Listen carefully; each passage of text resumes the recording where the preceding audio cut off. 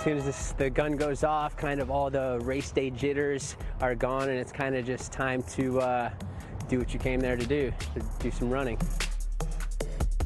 40,000 runners are set. A straight 10 miles down Broad Street for the Independence Blue Cross Broad Street Run. Even when I started doing this race years ago, it gave me a really strong reminder of why I love Philadelphia so much. The traditional finish line is back inside the Navy Yard in South Philadelphia. If you ask anybody, everybody says that's their favorite race. Age doesn't matter. Everyone's goal is the same, to cross the finish line. Count on NBC 10 to guide you every step of the way from the start to the finish. You're watching the 2024 Independence Blue Cross Broad Street Run. The Independence Blue Cross Broad Street Run, presented by Independence Blue Cross and the Philadelphia Department of Parks and Recreation. Good morning. Welcome to a rainy and somewhat warm Sunday morning. No, I don't think so either. They're laced up. They're ready to run 10 miles for the Independence Blue Cross Broad Street Run. There's Hot Dog Man, Cinco de Mayo. I'm Keith Jones. I'm Erin Coleman. It is cold out here. Can you test the IFB again? Especially if you're not running this. This is the 45th year of the Broad Street Run. A full field, almost 40,000 runners will compete in just minutes as the race returns to a traditional finish line inside the Navy Yard. Yep, let's get a quick look right now at the straight line that runners will tackle. The starting line, of course, right behind us at North Broad and West Fisher Avenue. And then, of course, you make your way on down south, right?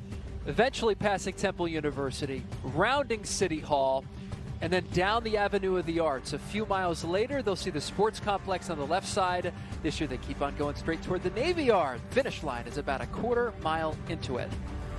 The Independence Blue Cross Broad Street Run has a history of wet weather on race day. This is nothing new for us. We've grown accustomed to it at this point. NBC 10 First Olympic meteorologist Marvin Gomez is here outside of City Hall. Marvin, will the rain endure the entire race here? You know what? I was doing the no rain dance yesterday, and clearly that seems like it didn't work because we are tracking some of the wet weather this morning, guys. A little bit of mist making its way across the region. We're definitely excited about the race for sure. I can't wait to see the runners passing by here on Broad Street. Right now, temperatures are near 50 degrees. The official measurement at Philadelphia's International Airport. We have winds out of the east at about 10 miles per hour. And with that being said, know that we're expecting some gusts very close to 20 miles per hour as we head into the late morning. So we're going to feel the wind. We're going to notice some of additional mist in the next few minutes, but the more consistent showers, they're going to be with us mid to late morning. Guys, back to you. All right, Marvin, thanks for that. This rain started to come in sideways over here. Count on NBC 10 over the next 3 hours to bring you the race, the interviews with the winners, inspiring stories, too, along the way. We've got a lot of those. In fact, a couple of the runners came up to us right here behind us and started shouting out some of the reasons why they're running or why they're supporting someone who's running. We've got reporters at every single stretch of this 10-miler from the start line to the finish line. The first group of runners is about to start. There are 200 elite men and 200 elite women. There are also the wheelchair competitors who are just about to kick things off. Let's set it up to the stage right now for the start of the race and the wheelchair racers.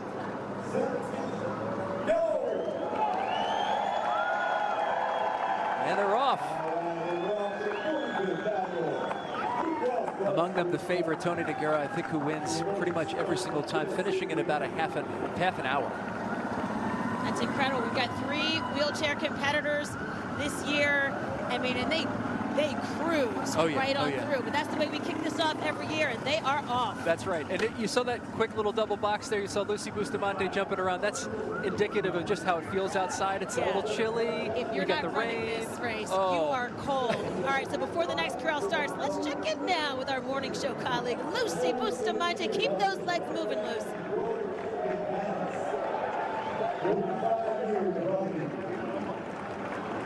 It's loud out here. Could you hear me? Okay, you know what? We can't hear. Lucy Bustamante can't hear. So what we'll do is we're going to kick off this race. The first corral set to go. You see a Hot Dog Man right there in the front, along with those elite racers. Some of them will finish in under 50 minutes. It just shows you how the energy that's out here. It is loud, guys. Here we go.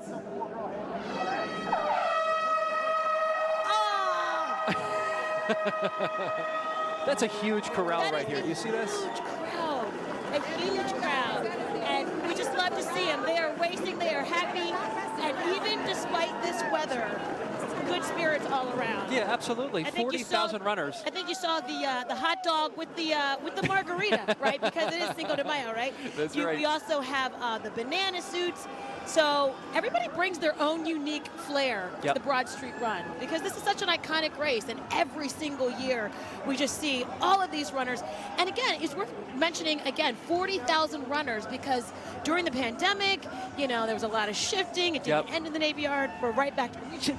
Yep. So there's 7 more corrals to go. They're grouped in corrals based on when they expect to finish this race. Among the group, by the way, we've got our talented runners from NBC 10 and Telemundo 62. Johnny Archer's out there. Brenna Wyke. Justin Godnick is here with his wife. Brian Mendoza. Katie Zachary.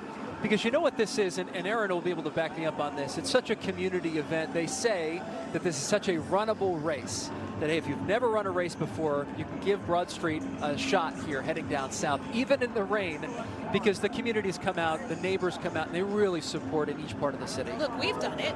I wouldn't consider myself a runner at all. No, same here. Okay, nope. We've both done it. This next corral You is want about to come to me start. I believe, yep. And I Okay, think we've got Lucy Bustamante. Hey, Luce. Standing by. She's right at the start line. This is big energy right now. You're about to hear the horn, you guys, any second now. And this is the 3rd corral. The wheelchairs went first, and the elite runners, and these guys right behind them. We're talking almost 40,000 runners today, guys, and they are headed to the Navy Yard with all the adrenaline in the world. Here we go. Here it is. Runners set.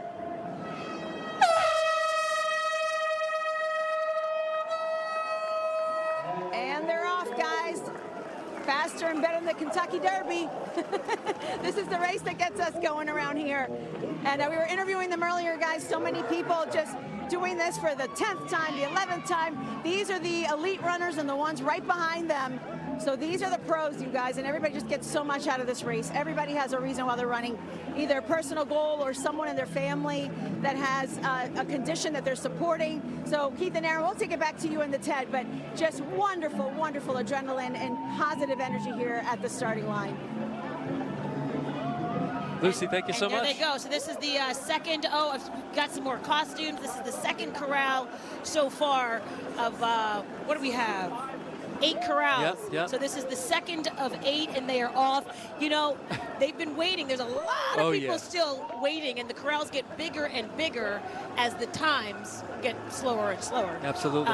But they're ready to go, and this is just one of those ones where you're passing so many sites. You're passing Temple University, you're going around City Hall, you've got the Avenue of the Arts. Like, you're going right down the center of the city, and that's what makes this race so fun to run and so iconically Philly. The corral that just went out, 900 runners there. They're going to finish with basically 6-minute miles, which is unbelievable to think about. So these guys are extremely fast, 800 about of them. 200 men and women are in front of them right now. They're going to finish in under an hour, which is crazy. The purple group is behind us. It's a big one. 2,700 runners. They're going to finish with like 6.5-minute miles. So no slouches in this first 3 groups. It's unbelievable. And you're looking right now, we've got cameras on motorcycles that are in front of the elite runners. So that's what you're looking at right now on your screen. You can see we're just about 4 minutes into this thing. And, I mean, people, they look forward to this every single year as we see more and more corrals get off. And we're ending at the Navy Yard where our colleagues, Jacqueline London and Fred Shropshire, are standing by to say hello to the first ones across. And I wonder, too, if the rain has reached them, because it's starting to rain here at the start line, guys. Yes, we can start to see that rain coming down too on the tent, and we just wonder how heavy it's going to get as this race continues. We are joined here by our analyst, Ross Martinson. That's right. Ross owns Philadelphia runner stores across the area as well and is well-versed in running community. Thank you so much for joining us again, Ross. So we see what the pace looked like from that first corral group. It looks like it's going pretty quickly for those guys. We're expecting, what, sub 6-minute miles here, averaging 10 miles? Yeah, sub 5. Or sub 5. They'll be moving, they'll be well under 50 minutes. Wow. And it looks like they are off to very quick start. How important is it to get off to a quick start like this in a 10-miler? And it's very important. This is we consider like a forgiving course, so you can run pretty hard in the beginning and doesn't really you don't really pay for it at the end. So getting out hard is really important, and I think you'll see these guys packing up and running together to push themselves. They want to run fast times, and it's a good day to do it for the elites. Yeah, and we heard Keith talk about how easy this might be of a race for someone who is not used to running a big race like this. Are there difficult spots? Are there spots where you expect for runners to kind of pick up the pace or to take advantage of moving ahead? Yeah, I think for this race, it really gets hard around 6-7. That's where if you kind of want to drop out, and it gets hard. When you get to 8-9, you're like, okay, I'm close to the end. But that 6-mile mark is tough. And you're in Center City. It feels like it's going to be easy to drop out. I say number 24 is in the lead. Have we been able to determine who that is? That's James Dickinson from New York. Runs for the Brooklyn Track Club. And we have a lot of clubs here. There's a group behind him with a number of guys, 5 or 6 guys from Georgetown Running Club. And that'll help them sort of pack up and run together as well. They push each other, and to get to this level, you need people to train with. So they train together, run together a lot. And I see them pushing each other. In the beginning, we always see that there are a few runners there in the pack close together, and that's the case here, even though Dickinson is in the lead. Do you anticipate from his style here that he will be able to maintain this speed, or often we see someone else come out ahead? Yeah, he's a good runner, and I think you already see this pack catching him. I think it's early to be out in front. I think you want to be running with that group early on. So there's a little bit of a side wind, so letting somebody else block that wind for you a little bit helps. Strategy. Yeah. Talk to me about the weather. We were talking about this, ideally, for someone who doesn't know a lot about this or maybe doesn't run as much as the folks who are running quickly here, the weather might be a factor, but you say this is kind of ideal as long as we're not talking about too much wind out here, right? Yeah, for the elite runners, this is great. We don't want hot weather. Hot weather, it's great for spectating, but it's terrible for the top runners. They want it to be cold. They want it to be 50 degrees is great. A little rain doesn't hurt. For Broad Street, getting a tailwind feels great. You feel like you're pushes you along. Those miles just click along. But this temperature is really good for our elite runners. As you get back in the pack, our last runners, it's going to be cold. They're going to be getting a little chilly. But for our elite runners, they love this. Yeah, fortunately, the temperatures aren't what they were 1 week ago. They were in the mid-80s, so thankfully the temperature dropped off. That would have been unbearable for these runners. That's where we get worried about being dangerous and safety. Yeah, but for this, you can go as hard as you want and not be too worried about it. And that rain is refreshing. I'm sure cools them off a little bit. Yeah, not too bad. And it's not so long a marathon in the rain. You're chafing. It's uncomfortable. 10 miles, you can get by. And we see that 24 is separating himself just a little bit from this pack, and he's more in the lead even from before. Yeah, and I think you see these runners settling in a little bit. They're looking a little more comfortable as we get into the race. They all look very smooth. Very relaxed. We're early, very relaxed. And they want to run fast times, and they all want to win. So they all like to. Because the prize money is good. Yeah. Yep. The $3,000 for the winner, and I think all those guys think they can win. All right, well, they're setting a good pace here. You're watching continuing coverage of Independence Blue Cross Broad Street Run, and they're off to a great start. Our coverage continues. We're going to take a quick break. We'll be right back.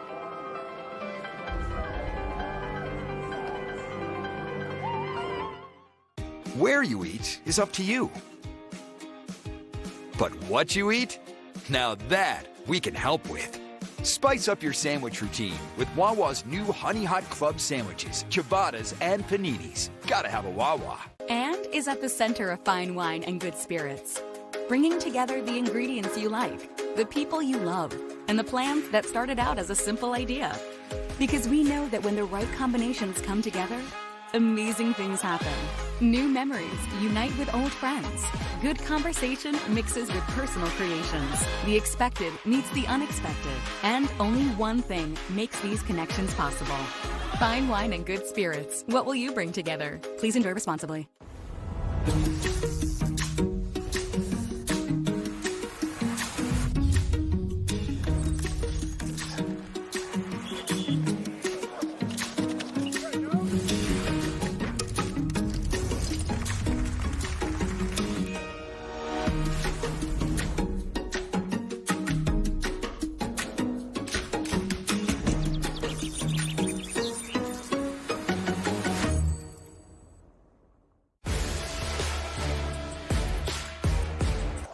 Should we work out? Maybe. Wawa Recharger energy drinks made the way you want. Iced or frozen. Energy for everyday doers. Gotta have a Wawa.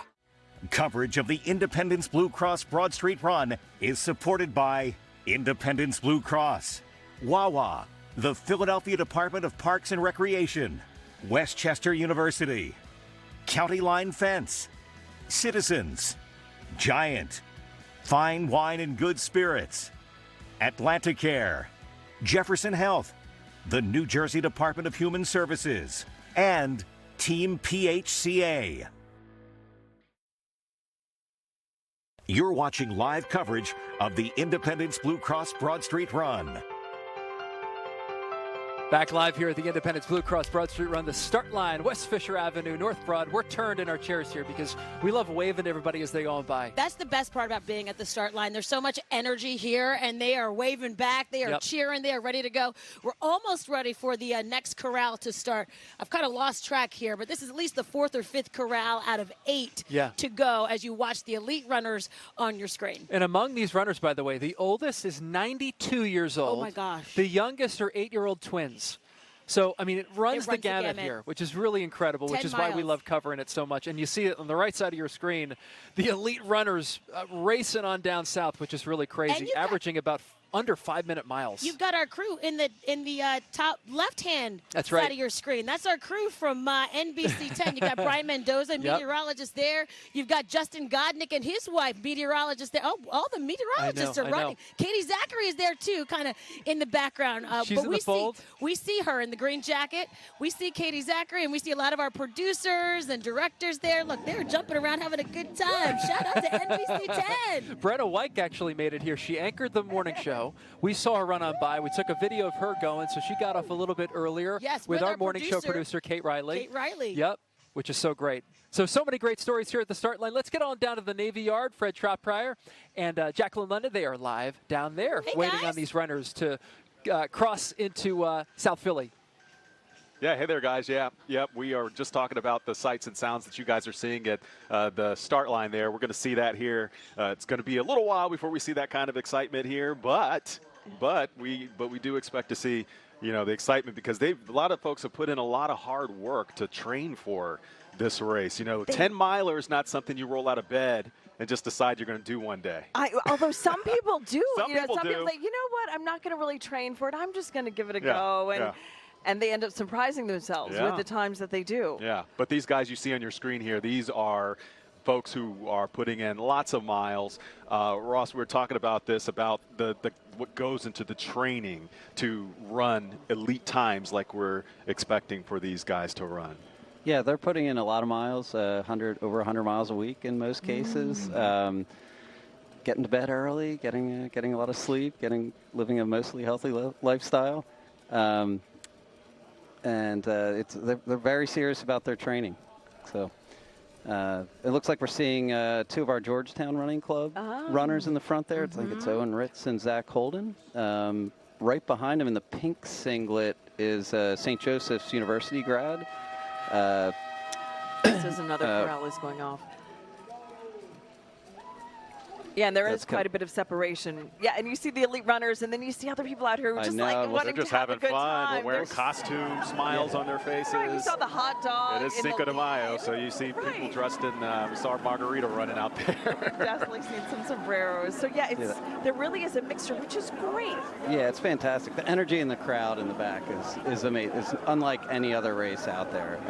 The feeling of the city and being part of that is huge. Yeah, and the cool thing about it too that I've learned from being here is that there's not one person walking around here who doesn't know one person, at least one person who's running in this or who has participated in the past. It really is a community run here. And people talk about the communities and the neighborhoods, and that's what gets people energized too as they're running along. And each neighborhood is so different, and they look forward to certain mile markers. Let's go to Aaron Baskerville, who is at Broad and Allegheny. He's at mile 2. Hey, Aaron.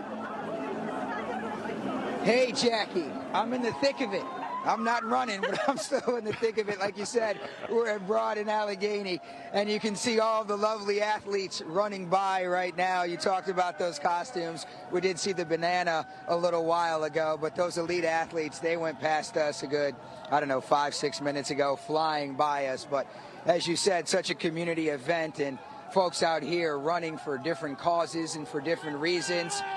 Let's go right there. We were at the expo earlier talking about the Why Do I Run wall, and folks saying that they're running because they have lupus, and May is Lupus Awareness Month. And I talked to a woman, this would be her 9th race. She's trying to get to her 10th race. I talked to another man earlier about his reason for running. He has autism and just wants to run because he just wants to face a challenge. Then talking to a high school student who just says, I'm absolutely not prepared. I'm just running. I'm just winging it. So many different reasons. I know Manny over here showed you the sign, but you'll see these two behind us. Manny, show the sign one more time. Chipotle might not have been the best pre-race meal. So you'll see stuff like that out here. Tell me, you're live right now. What's the meaning behind the sign? Oh, nothing. I just thought it would be funny. Get a few laughs, make people enjoy their race. You wanted to get up early. Are you supporting certain people? Or are you just getting up here early to support everybody? My partner is running, and her brother-in-law is running as well. So, help the people. I see you out here cheering everybody on, man. Thanks for coming out. So right there, just one of the many reasons people are getting up early to enjoy this race. Let's send it back to Fred and Jackie at the finish line. I'm in the thick of it, folks. Just having a good time. Lots of fun. You're right in the middle of it all. Aaron, thank you. Chipotle might not have been the best pre-race meal. That's funny. We do love our barbacoa, though. Oh, yeah. So what would you, Ross Martinson, in terms of that, what to eat? You always hear about carbo loading and carb prep. What do you eat the night before? How important is all of that? And if you eat during the race or drink a little bit during the race, how important is that? Yeah, it's important. For a 10-mile race, you don't necessarily need that carbo loading, but eating something that's going to be not the Chipotle, something that's going to have you rethinking get your on decisions on the system. Yeah, is important. Having got to eat something before the race too. Don't do it on an empty stomach. Don't do it on an whether empty you're stomach. elite or whether you're out there just having fun. Yeah, very important. And a lot of these runners, they're religious about what they eat that morning. They will only eat a certain thing, whether it's a certain type of oatmeal or I always like the bagel with nothing on it. And I imagine the history in terms of their numbers in the past. They say, okay, well, I had a great race this time. This is what I ate. And maybe there are superstitions that go along with that. They want to try to get that time again, and they're going to eat the same thing they did when they did well. Yeah, absolutely. Sometimes they'll read about what somebody else did, and like, oh, I got to try that. And finding out what works for you is important. So. I'm taking a look at the pack now, and it looks like it's looking a little different from what we saw a little bit earlier. It looks like I can't tell the bib number there, but I see that Owen Ritz is making a move there, and Zach Holden is in the lead right now. Yeah, I think that's Owen Ritz, maybe in third. That's Kevin McDonald, my fellow St. Joe's. Yeah, and Kevin looks like he's from Cherry Hill. Yeah, and Zach is from Washington, D.C. He's the one in the lead. Yeah, guys making really good time here, and it just gives you an idea, of the level of skill and preparation that's here involved in this race. You know, a lot of folks running it for fun.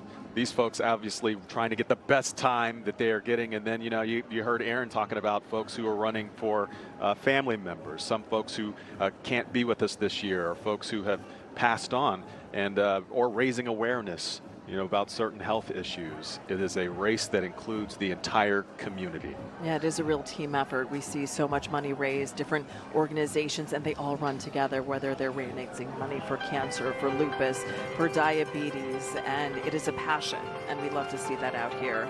Our coverage of the Independence Blue Cross Broad Street Run continues.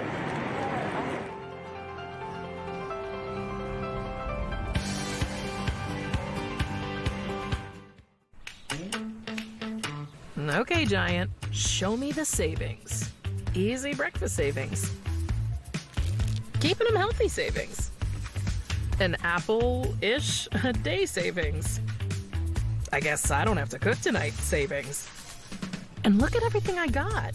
That's I know where to shop savings. This week's Pro Pick, 4 for $6 on select taco night essentials. The President of the United States said, come to the U.S. And they did. Gruesome new details, the nursing student killed. The new face of illegal immigration. Jose Ibarra charged with her murder. Authorities first arrested him for crossing the southern U.S. border unlawfully. Was released into the U.S. via parole. We have been witnessing the mass release of migrants. Biden's open border is hurting Americans. Nobody is going to be deported. Make America Great Again, Inc. is responsible for the content of this advertising. It all starts with a Chevy truck. Chevy Silverado with the TurboMax engine and best-in-class standard torque. And Chevy Silverado HD with up to 14 available camera views. Do more in a Chevy truck. Get yours now. Get $5,750 total value on this Silverado when you trade in an eligible vehicle. That's 10% below MSRP. Chevrolet. Together, let's drive. Is it finally time to replace that banged up floor with a durable and beautiful laminate floor? Well, we've got you covered. At National Floors Direct, you can get an entire room of laminate flooring installed the next day for just $555. Just $555. These laminate floors from world famous Shaw can take a beating and still look great. Call 888-400-FLOOR. Get your laminate floor installed the next day, no hidden extras, and no interest for 1 year. Call 888-400-FLOOR. We'll bring the store to your door. You're watching live coverage of the Independence Blue Cross Broad Street Run. Welcome back to our coverage of the Independence Blue Cross Broad Street Run. We were just talking about how this pack has changed the people who are in the lead. We were talking about Kevin McDonald from Cherry Hill. We were talking about Owen Ritz from Washington, D.C., Zach Holden from Washington as well, James Dickinson from Buffalo, New York, Ryan Mahalski, Bala Kinwood. You had mentioned Ryan earlier, Ross. Yeah, and it looks like Zach and Kevin here are making a little bit of a breakaway. Through 5 miles, they're on 4:45 mile pace. So, wow, that is Tell me how so that fast. is. Tell us about that pacing. Yeah, going to be a quick one. Looking like they may have been broken away a little early here, but pushing each other. I think Kevin's in a good spot there in the pink, just sitting comfortably behind there. And you can feel that someone else is right behind you, right? He can tell that someone's right on his heels, literally. Absolutely. It's also super annoying to feel that. Yeah. You kind of feel Get like off you me. might, if you, especially if you're running off of your pace, you're thinking about that person just over your shoulder. You're not really feeling like you're running your race. Yeah, and Kevin's doing a good job here. He's kind of on the outside. He's not right behind him. Sometimes you'll feel that, especially some of us taller guys. You'd feel it getting your heels clipped or something behind there. So you've had that before when yeah. you've been running. Yeah. But they're working together here, taking it off. And I could just see the runner in the pink. He just looked at his watch. So they are keeping close watch on their times as well, because they know their pace. They know the time that they want to achieve, and they're monitoring that constantly. Yeah, absolutely. I think that was just passing the 6 mile, and they're really getting a lead. They were close to those guys behind them just a few seconds ago. So. Yeah, and they're really getting out of, you said, around the 6 miles. So that means they're passing by City Hall at this point, which is a good iconic shot down broad, really, when you get to that point. You're, beyond halfway point. You saw in the top left-hand corner of your screen not too long ago another corral leaving, just getting started. Always exciting to see the excitement and the happiness on people's faces as they begin this race. I know you've heard some people the other day in our newscast, someone said, I'm just YOLOing it through the race, right? YOLO, you only live once. Just an example of people who are just out there having fun, enjoying it, like, oh, I'm just going to try out this 10-miler and see how I do. Yeah. And 10 miles is a great distance for really for anybody to run. Marathon's a lot to jump into. Oh, yeah. But 10 miles, you can, in 10 weeks or so, you can get in shape to run, walk it. Really? And I think that's part of the allure of this distance. You got the elites out there. We have a 84-year-old runner running. And we see our wheelchair runner. We always see, more often than not, the same person in the lead who always crosses first, Tony Nogueira. He really owns the Independence Blue Cross Broad Street Run. He wins almost every year. He's a 14-time champion, and I believe his son is in this as well. Yeah, his son actually is in our elite field. His son's was a great runner out of Manhattan College. Amazing. Amazing. Starting to get started in the distance events. It'll be interesting to see his time too, and the difference in the rain, and how much the rain is a factor for all of these runners. I know the temperatures will help them because it's comfortable, and the rain, as long as it's not too heavy, won't. Yeah. With our wheelchair racers, I think the cold's a little. It's colder. If anybody that rides a bike knows, you get a little more wind going.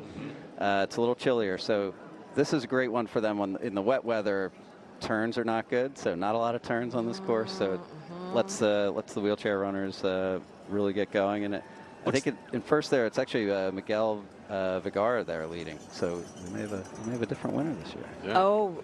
Yeah. And then there's Kevin and Owen really working together there, I think, to get away from the pack. Looks like Kevin was trying to make a move there. Yeah, and he's being held off. Yeah.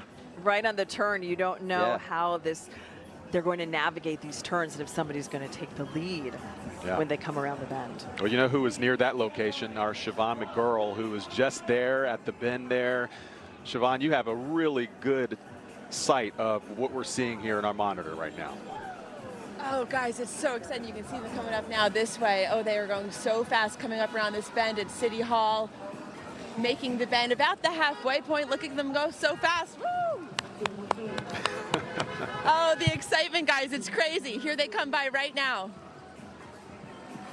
Woo! And Kevin's taking a lead. He's taking a lead right there. Yeah, it looked like he was making his move. Wow. Yeah. Oh He's obviously had a plan. He's obviously had a plan. Incredible. Yeah. Woo! We take for granted how fast these guys are running. I mean, it looks one way on TV, obviously, but if you were standing there and you were a spectator, if you're trying to run, keep a pace of your own, And, I mean, he really looks like he's gotten into a stride, and he's looking relaxed this entire time, too. Again, that's Kevin McDonald from Cherry Hill, New Jersey. Yeah, he really separated. What a difference. Yeah, that corner. He had a breakthrough race at the Chicago Marathon last year. Oh, he did. And qualified for the Olympic trials. Ran them. So really looking smooth out there. Yeah. And these runners know exactly when they want to start taking the lead. They know the best time to break away from the rest of the group. Sometimes it's you just get a feeling, or you feel a little weakness in the person you're running against, and it's time to go. And sometimes you just end up in the front, and all of a sudden you're like, well, I have to go now. So that's where it becomes psychological. Yeah. You always go into it with a plan. This is a great shot too with it is. City Hall in the background. How does he look? He looks strong. Yeah, he looks focused. Looks very relaxed to me. It looks like he is really running in his own world, running his race, not trying to keep up with anyone. Yep. He's just in his zone right now. Yeah, and enjoying the light rain out there. We have a friend who's coming as we're looking. Right here near the finish line. Fanatic is Philly paying Fanatic us a visit. is right here. Wow, always. Here to hype it up. Oh, Oh, yes. Oh, he's such a lover. He showed me some isn't he? love, too. Yeah. Hi, Fanatic. The greatest mascot of all time. Yes. How do you like it out here? Do you like the rain or does it annoy you?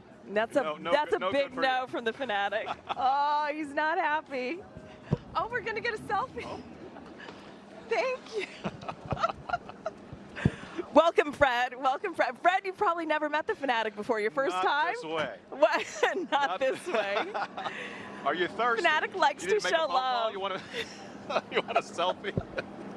Here we go. Oh this is why he is the best mascot of all. There we go. We're going to do this live. So, thanks, Fanatic. Thank you. Oh, wow. Take over now we stole your headset. Fanatic, one year you've got to get out there and run. What do you think? Yeah? Oh my gosh. Oh, Fanatic points to his belly saying, no, you don't want me to run. That has nothing to do with it. I think you would still make an incredible time. Thank you for visiting. Thank you. All we ask is you keep that same energy. Wow. Always a lively visit. He's fun, isn't from he? Fanatic, yes. We love it when he pays us a visit. Ross, you didn't get any love from Fanatic. You got spared. Oh, you lucky you. I guess, are we going back to Aaron Baskerville? At mile 2. Oh, we're going back to Keith. Aaron. Our producer said Aaron, so there are 2 Aarons. There's Aaron Baskerville, who's Look at our that reporter. shot Of course, there. we have Aaron Coleman and Keith Jones, our anchors for the morning show. Hey. What's going on, guys? It's a party here at the start line. It is a party which is so great. I'll tell you what. There's so much energy. Exactly. There's so much energy. As the corrals go, the runners get more and more fun because they're doing this for different reasons, right? They're doing this for family. They're no longer like they're no longer like the competitors that are the elite runners leading the way, as we see here on the right side of our screen. Instead, these guys are doing it because it's a huge personal accomplishment where they're supporting family. Do you hear them? This is awesome. Also, they made a mistake here. They gave us the horn. Look at this. We just do this whenever we want. We've been starting people off. Whenever we want. It's been so fun. Dangerous in his hands right there. But oh my gosh, like this is not the best day. It's awesome. This is not the best day. It is raining. And these folks in these corrals, they've been waiting for a long time, and it's cold when you're just standing there getting drenched in the rain. But you can see all the energy. They're so excited. Yeah. We get smiles, we get cheers, we get waves. Everybody's happy. Hey. You got 10 miles.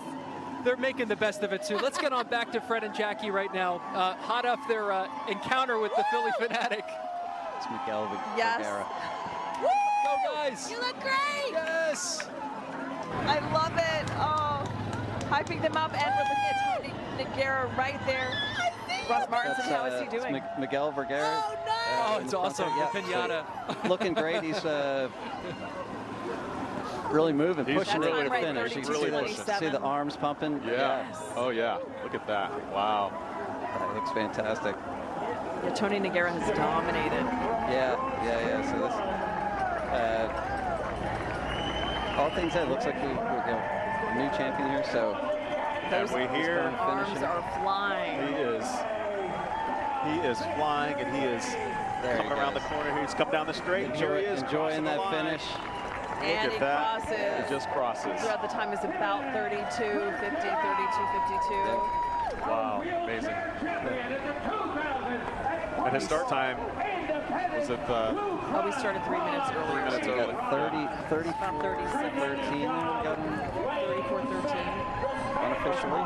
Yeah. So we'll have to look and see how that time compares to his previous years. I'm sure every year they all want to break their record. Yeah. That was Miguel. Oh, that was actually Miguel. That was Miguel. Yeah. We got Kevin McDonald breaking away. McDonald is in a world of his own right now, leading the pack. We saw him break from, I guess, the nearest competitor there. Yeah, we see it. Around see him in the distance. The 6 mile mark. Yeah. I don't see anyone else in his sights. Yeah. You see the pack just barely. Well, he's got one there, and I think that was Zach Holden, the person who was Washington D.C. who stayed up with him. But then there's another pack behind them. But yeah, just in sight. Just in sight. Still smooth. Starting to see a little grimace there, but looks really good. His form still looks good. Yep. And that's one of the things when you get separated like this, you just focus on form, focus on kind of yourself, staying centered, and just keeping pushing it. It really starts to hurt. You just got to keep pushing through it. And I know, where does your mind go since you're a runner? Where do you go to take your mind off of that pain? It's less taking it off it, more you just kind of accept it and focus on keeping smooth. You can see sometimes your runners, their arms will start to flail toward the end, so you're just trying to focus on keeping your form good, staying smooth. Yeah. And when you start thinking about something else, when you get a song in your head, it's really easy to slow down. So sometimes you really need to focus, trying to look ahead. Sometimes you're telling yourself, hey, I'm going to feel better in a mile or something. So these elite runners are not running to music? No, no. Like the other relaxed runners. Yeah. They might just starting the corral. They might run the music in training, but in the races, it's really focusing on you're monitoring your body, and kind of keeping in touch with yourself the whole time, and making sure you're. We have Sheila Wacko with the wheelchair winner down at the finish line. Sheila. Yeah, Jacqueline, we've got Miguel. Miguel Jimenez Vergara here. Miguel, this is not your first time doing Broad Street. You've done it a few other times. So I did it in 2016 and 2017, and both times Tony smoked me. Yeah. So now you left Tony in the dust a little bit. Congratulations. Yeah.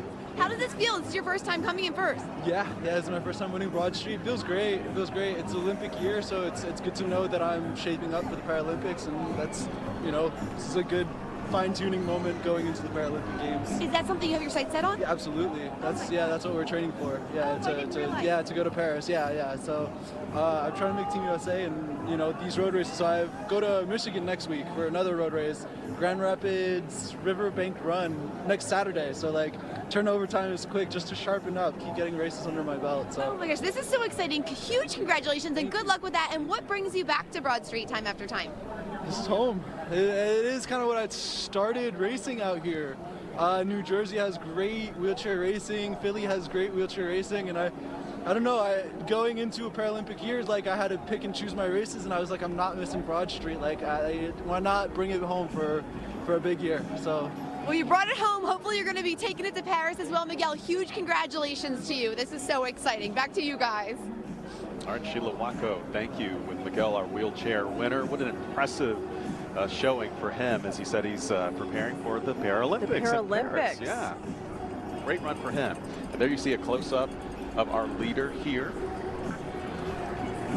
Let's check with Russ Martinson. We see this leader constantly looking at his watch.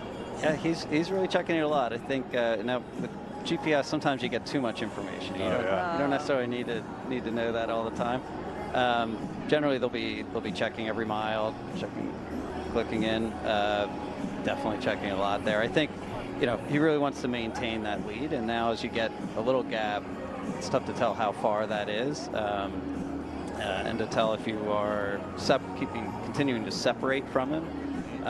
Sometimes you can tell by the crowds, and if you'll hear the cheers for second place. With the rain, I think we're seeing little light crowds out toward the finish today, at least for the elites here. I've heard different schools of thought of how much training you should do before a race like this or a longer race. Training every day up to it, or taking a day off and resting the day before. Are there some hard and fast rules, or does it really depend on the individual? Yeah, those last 2 weeks before a race, you really don't want to do anything super hard. So the last week, you want to get out there and do enough to loosen up, and so you're not tight on race day. But you're also not going to benefit from a hard workout. It takes, say, 2 weeks to get the effects of a workout in. So you don't want anything that's going to really tire you out for a race. Now, what tires you out and what's a workout for these elite runners? It's still going to look like a pretty hard run that last week. But for them, they recover quick, and they. And you know about this personally because you finished in the top 5 3 times before, correct? Yeah. And Yeah, so a lot of work goes into that. I see our Tim Furlong, who is along Kimmel Center area there, as we see runners. So, and it doesn't look like you brought any sunshine with you, Tim. It's still cloudy out here. What's going on, man? I'll tell you what, though, I'll take it. It's actually better than it was earlier. So the runners that are coming through here now are not going through the pouring rain that we had just a little while ago. This is actually a pretty good setup here. And you see, really, when you see people get to this stage of the race south of City Hall, you can see these people still have the stamina. They're still cooking. This group of runners is it's just amazing to watch them do their thing. They don't look like they're fazed by this. If you do come down here, though, it's pretty cool because when you come down here, excuse me, guys, you get to see all of my NBC 10 colleagues here, and you get to hit the Super Mario Brothers power-up, which it should make a noise, by the way, that you go like the video game. So Marvin, Isabel, and Michelle Rotella, they're here. So tell your loved ones, text them while they're running, say you got to come by and you got to see our crew here, because we're here partying along Broad Street. It's the one time of the year when everybody can just be out in Broad Street enjoying this street. There's really nothing like, guys, seeing this in person. You have to see this once. Hopefully you do it in a year where the weather's a little nicer. This is really something to see. It's really cool. Something to bring the kids to. And it's unfortunate the crowd's a little lighter this year because of the weather, and they saw the weather coming. Probably not so bad for the runners when it's not pouring rain. Right now we're in a pretty good spot here at Broad and Spruce where it's not coming down too hard. So everybody's kind of cooking along. We're waiting for that first big pack of runners, though, the huge pack. These are still, you know, sort of like, I think, some of the elite runners here. But it is cool to come down here and you give high fives, to everybody. There we go. Keep going. Yeah, it's a good group down here, and they're really cooking and reminding me that I'm not in good shape. So Keith, Aaron, the three of us, next year, we're doing this. I'm training. I'm getting ready. I'm going to get off the Xbox and get out on the road, practicing. Back to you. Oh, my gosh. Absolutely. I'm in. I'm totally in. I say that now. Ask me in 6 months how I feel about doing this. Hey, you're looking live right now. We've got the start line. Another corral just went off. We've got our elite runner in the front, and we've got the folks that are in the middle making that round around City Hall. That is the one turn in this race. But I got to tell you, I love being at the start line for so many reasons. Number one, the energy. Everybody's excited. Everybody is so excited. They've been standing in the rain, standing in the cold, waiting for their corral to go. And these are the folks that are running it for fun. These are the folks that are running it just because they want to be out here and feel the energy and go to, I mean, how many times do you get to have Broad Street shut down completely from end to end? This is it. This is so great. And everyone here, they're wearing different clothes too, which is really funny. You see more of the costumes than you saw before. Let's get back on to Fred and Jackie there at the finish line. Oh, a little Villanova love right there. You know, I like that, guys. They are the best hype crew. Keeping Aaron absolutely. Hyping them up. I love that. Yeah, easy to do, though, when you see all of the excitement there and you hear the foghorn going off every few minutes. Yeah.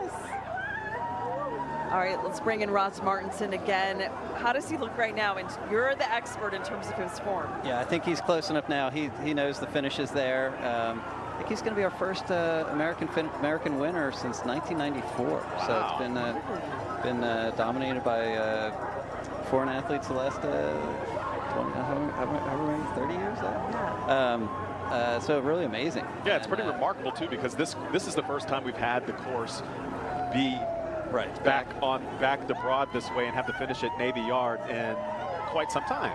So yeah, what a way to kick that off. And I enjoyed us being back at the stadiums last year, but it is great being back to the regular finish. And this is just the way the course should feel. What do you think the difference is? Is it the feel? Is it the way is it the fans who are lined up on the streets? Is it the way it feels for the runner? What makes it better? You know, it's I mean, the fans have always been great. I think it just is this feel that it's just straight. So there's no turns. It's just that's part of the feel. And that has to improve times as well when you don't have those turns, when it's just a straight shot. So are you imagining that they're going to be faster times this year compared to last? Yeah, I think so. And that last mile, you've got a good clear shot of of the finish line, so you can see it from a good way off. He's looking really strong right now. Look at him. It looks like he picked up just a little bit. It looked like he glanced down at his watch to see what his time is. We're expecting him to cross somewhere around 8:22. So we're just a couple of minutes away from him crossing that finish line. Yeah, he's coming. I think his training partners will watch this and give him a hard time about checking his watch all the time. Really? Because they imagine how much faster he would be if he hadn't looked down, right? Yep. Yeah, focus on the race. But he's focused. He is locked in. He looking doesn't forward to this finish seem line. winded at all, from our layman's point of view. Yeah, part of that is hiding how you feel. You gotta smile even when you don't feel like it, and just push through. So he's still looking back there a little bit, but to make sure that nobody's right behind him. That has to be a relieving feeling when you look back and you see, okay, no one's near me, I've got this. It is. I think there's, and with no turns, you don't get a really good chance to get a good view, so you never quite know how far back somebody is in this race. But and it looks like Zach Holden is still the lone one back there, just from the long camera angles that we've seen here. But that is a really good pace he's got there, and the entire time really he stood out, not just because of his relaxed stride, but that pink jersey he has on too, and those pink sneakers. Like, you're going to see me. Yeah, he's just crossing under 95 over there, and you know, as he makes his way here, again, we're about a couple of minutes away, maybe a minute and a half, perhaps, from the finish. And he has a long stride. Yeah, long and relaxed. It looks like. Very smooth. He's got, as all the elites are wearing, he's got his carbon-plated shoes there. It makes that stride even a little bit longer. So really helps him get a little extra push. And since you are with Philadelphia Runner, in terms of the shoes, I know you're not supposed to change shoes at all right before a race. You should wear shoes that you're comfortable with. Describe that carbon to us and how much of a difference that can make. Yeah, so these shoes, the carbon plate and a really bouncy foam. So foam is really cushy, but also gives you a little extra bounce. And we've seen since these shoes have come out a few years ago, times have dropped across the board. So you'll see every elite runner has their shoe. Nike's sort of the leader in this. It's what Kevin's wearing out there, but every brand makes a great version, and they're all kind of the same thing. But, right. But you want to get yours and get accustomed to them and comfortable with them before you just throw them on before a race. Yep, absolutely. I will say it's one of our busiest days of the year is the day before Broad Street, so a lot of people wear brand new shoes in the race. And if the shoes you're wearing that you have aren't working, it's worth trying something new. And maybe they switch generally for the rain. We recommend getting a run or two in before. And maybe they want a shoe that has better tread, and if they know that rain is coming, they switch because of that. Yep. And speaking of that bounce, we can see him just there in the distance. Kevin McDonald, right here on the home stretch here. They've got the making his way. They've got the tape up for him to make his way across that finish line. As you're seeing here, you're looking at the ticker in the top right-hand corner of your screen there. We're just under 47 minutes, and he is trying to crack that time there. 47 minutes. Faster as he's getting faster, and he acknowledges there at 47:32. Oh, look at that joy. And he is hyped. He is pumped. Right? Yes. He really is. So our winner, Kevin McDonald of Cherry Hill, New Jersey. He is the first, as you said. And then another one just American. crossed. You said American, the first American to win this race since 1994. 30 years. Wow. What an achievement, too. And those are the two. They were the ones who were very close to each other early on in this race. Holden. But 1-2, I believe. Yeah, for Zach them. Holden from Washington, D.C., claiming the second fastest time this morning. First place, $3,000. Second place, $1,500. And then we should see that pack shortly behind if we, I don't know if we see that. So thrilled with that win, as he should be. Yeah, they probably have already crossed. There was another pack behind them. But yeah, what a pace. So how does this compare, this time? So we're looking at, what, 47? That's a solid time, I think. 33. We've seen a little faster. Congratulations! That's a great time. Sheila's there with the winner. Should we go down to Sheila right now? Sheila, you have the winner. All right, guys. Yes, I'm here with Kevin. Kevin, huge congratulations. How many times have you done Broad Street? This is my second. Second ever, and you're the first place winner? Yeah. How's this feel? How did it feel to cross that finish line? Feels so good. I mean, I gotta be honest, I worked so hard. I get up every morning before work, and I grind out 120 mile weeks every single week. And I go to work, and then I get done work, and I go to the gym. And I've been planning for this for a very long time, and this feels so good to do it in my home city and everything. And I'm just excited. We're so proud of you. We're so excited to have someone, especially from our home city, winning. So congratulations. You put in so much hard work. It definitely paid off. And how are you going to celebrate? Well, I'm getting a new carpet in my house. So I'm going to take the prize money, and I'm going to get laminate covered in the entire foyer, and it's going to be fantastic. So that is going to be fantastic. Kevin, huge congratulations. You worked so hard, and we're so proud of you. Back to you guys. All right, Sheila, thank you. Awesome. Yeah, he's adulting here. He's celebrating because he's going to get some new carpet for the home. Yeah, and we see Amber in the lead right there. Kevin McDonald, St. Joe's University standout who lives in Cherry Hill, was an Atlantic 10 champion in the 10K, qualified at the Olympic trials at the Chicago Marathon in 2:17:22 was his time. And Amber's looking good. Yeah. Amber Zimmerman keeping up, and she looks alone. Well, with the exception of Banana right there. No, she's got a good lead, and Philadelphian. And our last Philadelphian to win was 1987. So wow, Amber's historic day here. Wow. Amber Zimmerman was second in 2022 and 2023. Looking to be the first Philadelphia resident to win since '87. Wow. Renee Shields won 3 times. So in terms of her personal record, 52:15 for 10 miles for Amber Zimmerman. She did win that Philadelphia Marathon back in 2022. That time 2:31:35.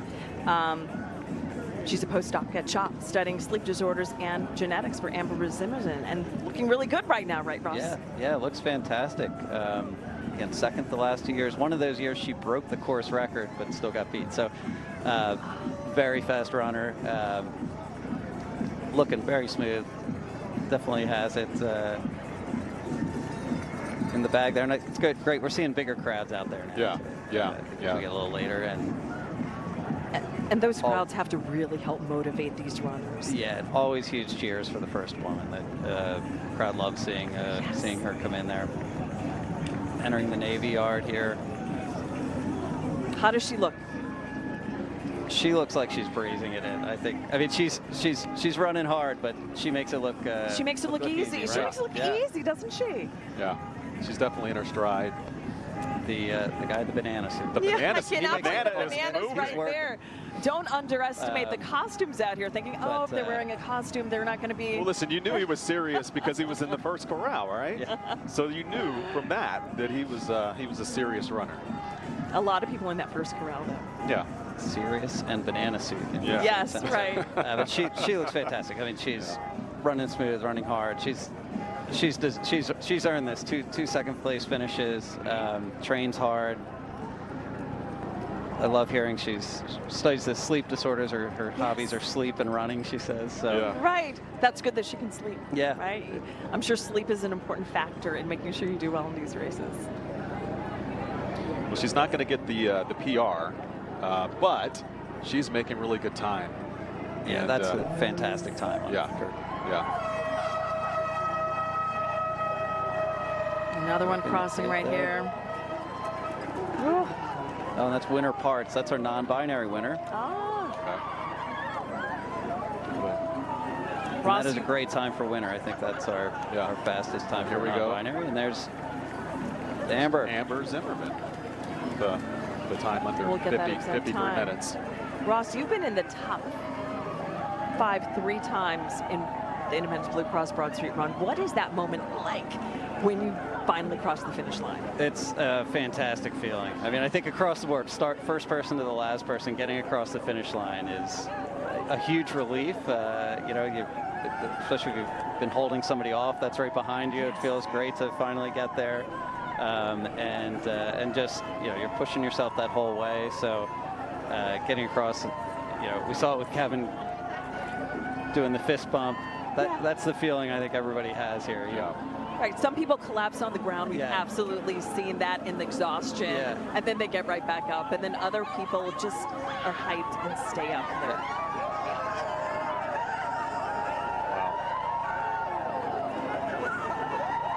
That's a great crowd there.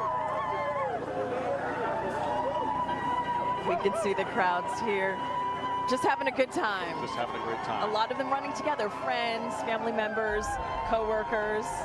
We're going to continue our coverage of the Independence Blue Cross Broad Street Run when we come back.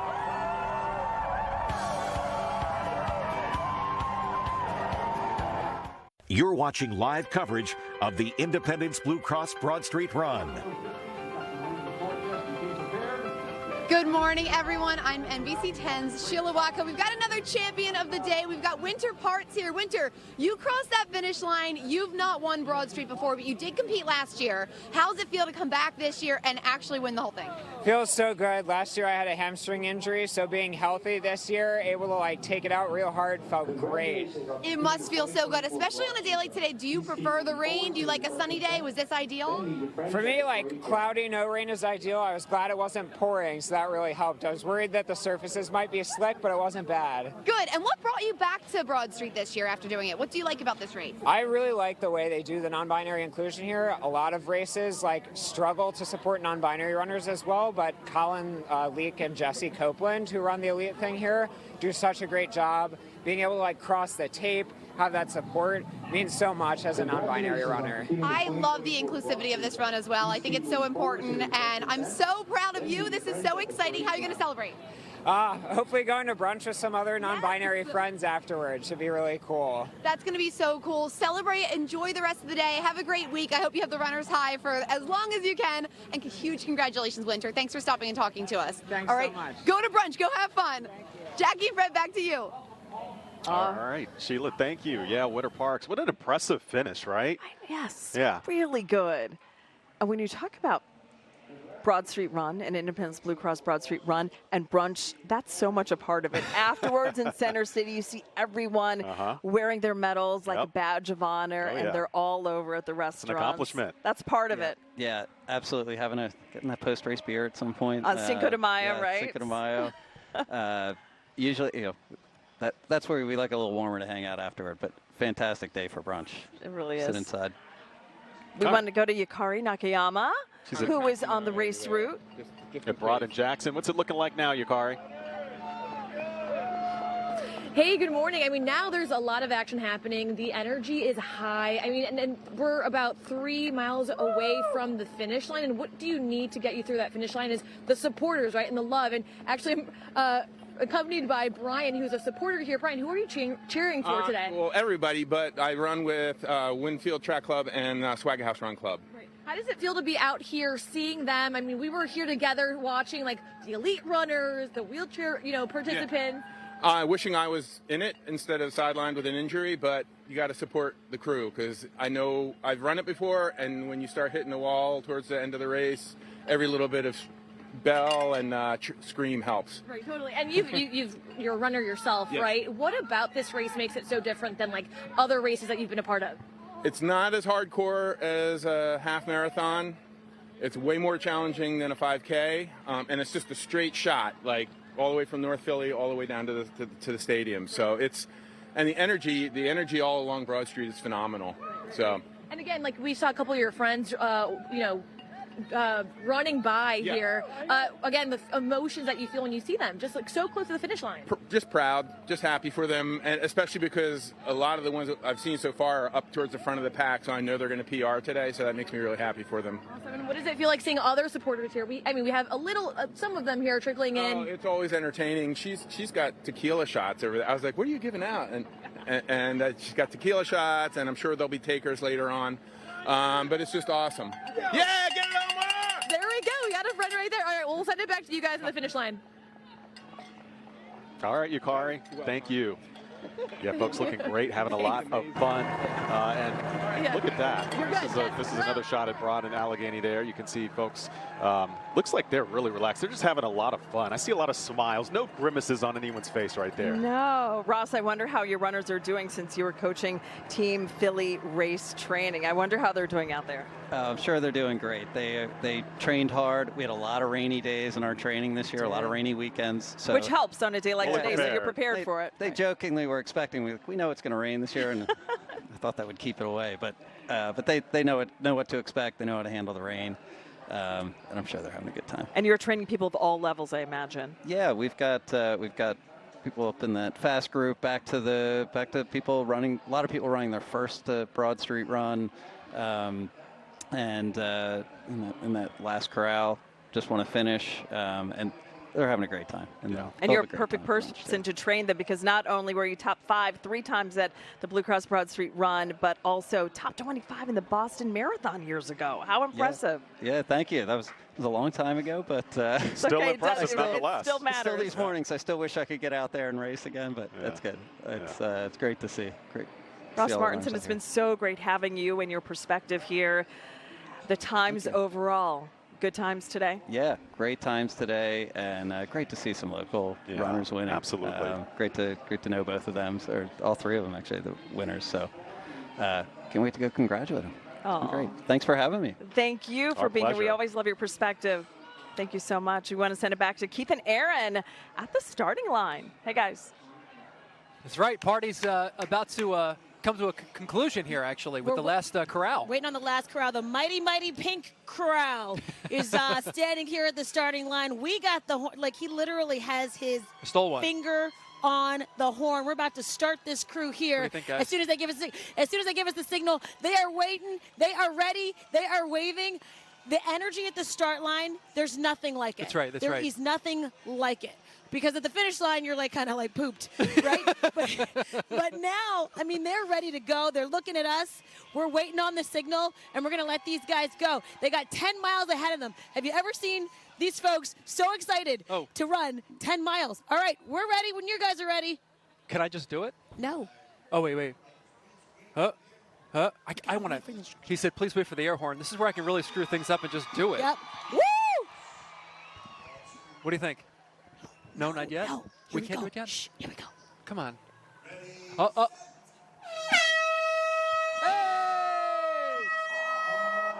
Wow, that's loud. Let's go, guys. Here we go. Oh, so these are the runners having a lot of fun right here, which is really great. You look around, see a lot of Philly love too, a lot of Eagles gear, a lot of Phillies gear. Oh, this is excellent. The weather's not too bad. You know what I mean? It could be way worse. It's misting off and on. We have a lot of smiles. 40,000 runners this year, and we can't forget about that. It's been a long time since we've had 40,000 runners go from North Broad down to South Broad, ending at the Navy Yard. I see some familiar faces. Oh, there's Reese. Reese, NBC 10, one of our photographers, is in this last corral here. Oh my gosh, so excited, so ready to do this Broad Street run the right way. Yep. 40,000 strong. Do you remember when we did this 2017, just how the energy and the vibes, how great they were as we started here at the start line, not knowing what we were getting ourselves into, frankly. Exactly. And then making our way through parts of the city and being welcomed by people and hearing the cheers and the band at Temple University. And the lie they tell you that it's downhill all the way. Oh my goodness. Halfway through, I'm like, wait a second, I feel like I'm going uphill. That's right. Oh my gosh. But no, really, people are so excited, and I'm just, it can't be said enough how ready people are to get this back to normal. Yeah, exactly. Right? End at the Navy Yard, 40,000 people. We had so many people, they actually had to split some of the corrals in half at the last minute just to make sure there was enough space, enough, pacing between each group. But they are ready to go. They are all smiles. They got their cameras out. They got their smiles out. They got their cheers out. And a lot of these folks, they are racing for fun. Yeah, and racing for the first time, too. You see the guy with a fake Judge Jason Kelsey with a fake beard just ran by. But a lot of people are doing this one just for the accomplishment of it. A lot of first-time runners that are usually in this corral here, too. They're runners, walkers. And, you mentioned it, Keith, a while ago. The youngest runner, 8-year-old twins. Yep. The oldest in their 90s. So this is something that everybody can do. We got some young guys right here. Hey, guys! Students Run Philly Style, shout out to them. This is something that the whole family can do. And I swear, every year I'm at this start line, I'm like, I should do it again. I should do it again. I love the energy. You literally said it to me, yeah. And then my body has other plans, right? My knees start creaking. I'm like, I don't know.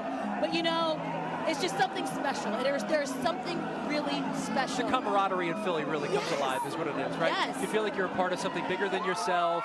You feel the energy of the city. It does feel like the city of brotherly love and sisterly affection, particularly around City Hall. When you're wrapping around there for the first time, right? Yes. You're making your first turn, ultimately.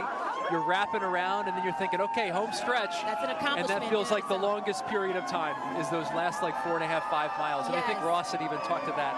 Just at mile 6 or 7, that's when it really started getting real tricky. Oh my gosh, you got friends that are running together. Yeah. You got families that are running together. You got people that are running for their loved ones. Yeah. You got people who have overcome some obstacle and they are running. We actually had a guy who just came up to us and said, I've been undergoing cancer treatment. Yes. This is the very first time that I'm running since beating cancer. I mean, that is a story. That is a thing. My man doesn't even have a shirt on here. Or shoot, he had on sandals. So these folks are running for so many reasons in so many different ways, and you can see how large this last corral is. You know, these last couple of corrals are like 10,000 people, and you might be wondering about all the clothes too that they're shedding. So all these clothes are going to be donated, which is really wonderful. So lest you think they're all just going to be trashed or they're all going to get thrown away, no, they're going to go to a good cause, people who need them, which is a really wonderful thing. And with that, we're through here at the start line, which is incredible. But a sea of ponchos and discarded clothing. And now they're already starting to collect those clothes. So as soon as that last corral goes, they've just gone off. Now the work crews start cleaning up. They're going to work their way down here from North Broad all the way down south to clear this thing up. It's been a great morning so far. The Independence Blue Cross Broad Street Run officially kicking off. You've got about 40,000 runners running Broad Street right now through the city of Philadelphia. There they go. We'll be right back with more live coverage.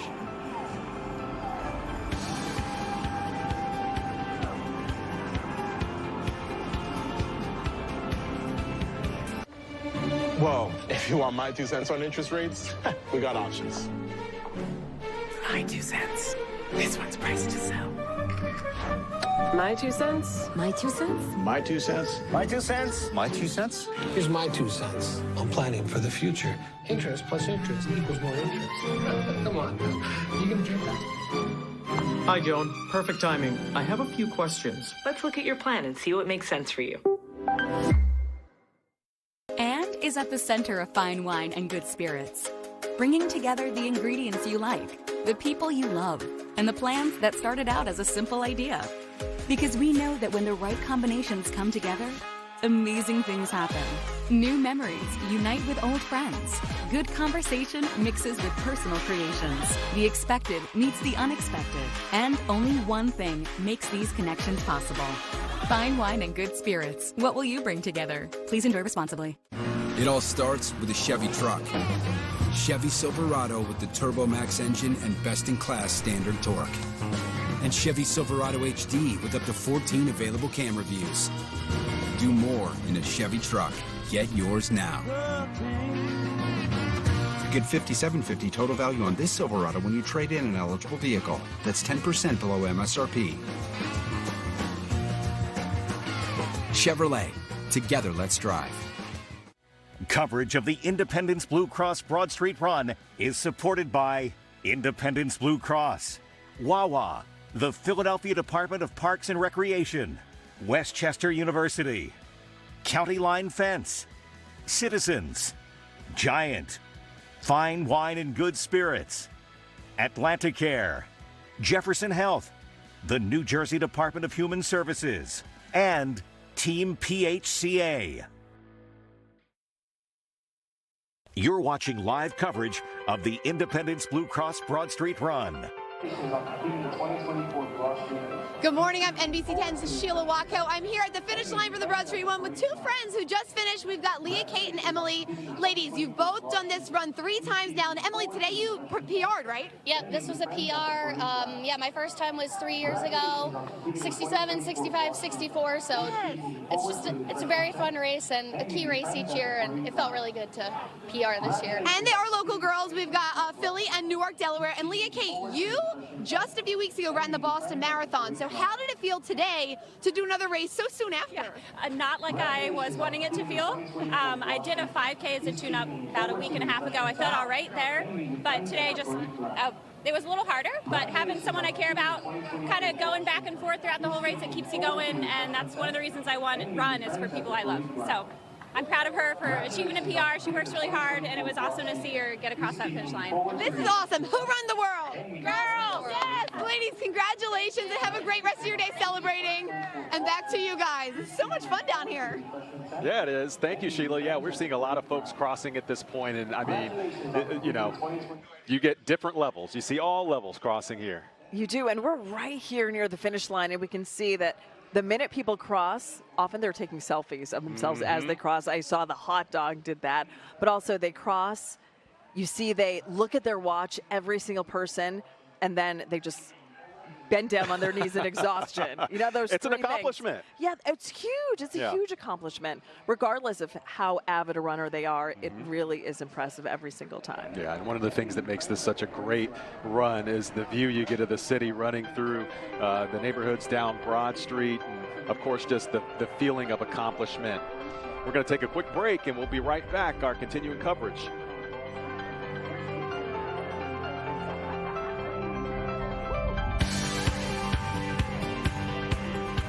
Fan Cam, brought to you by Giant, for today's table. I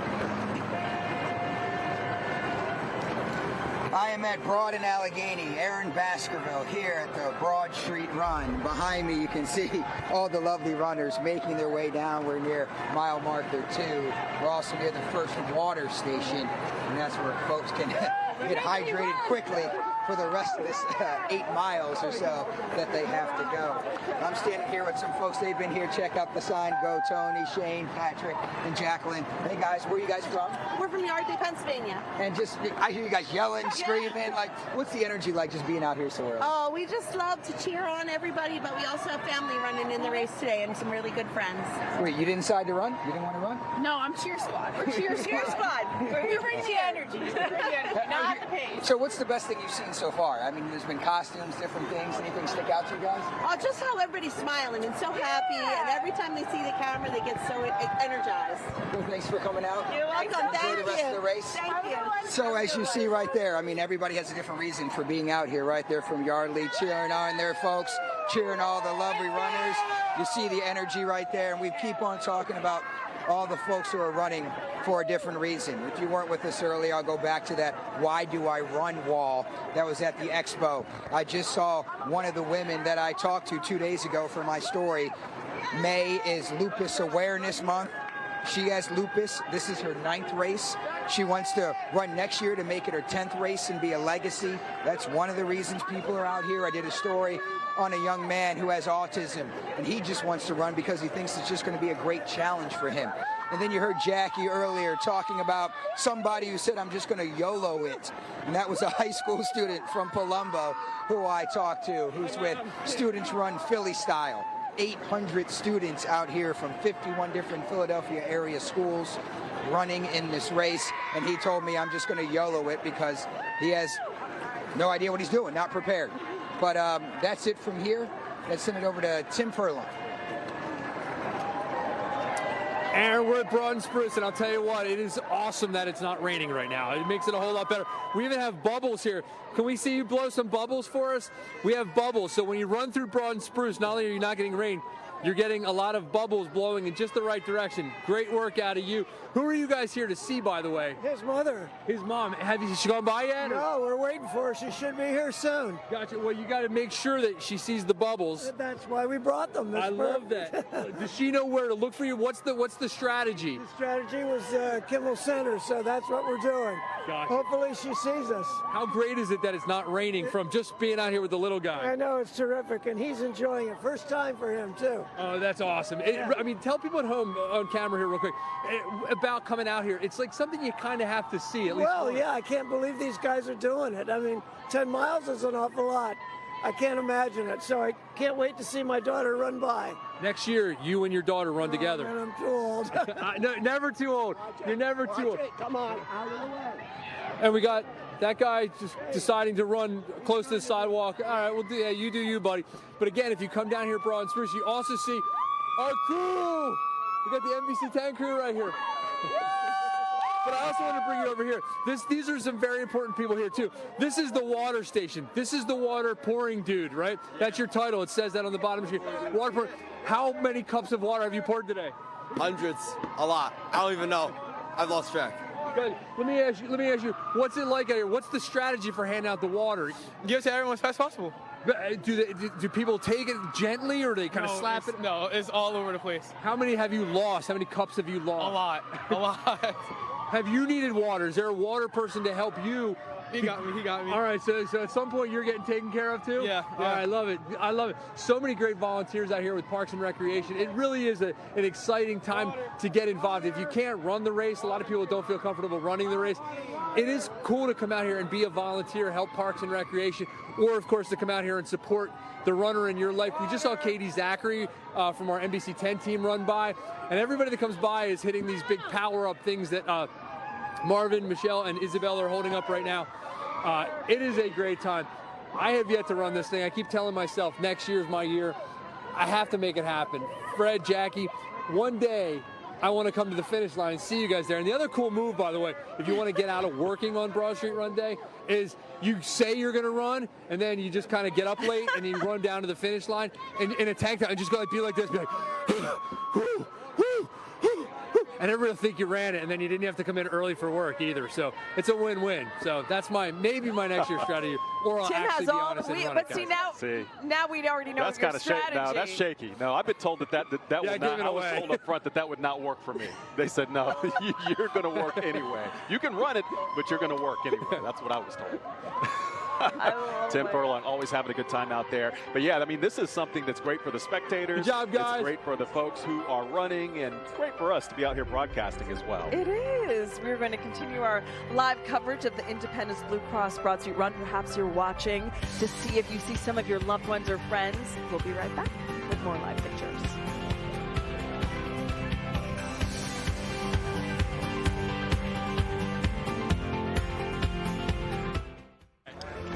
And they're all coming? Those who are still with us, yes.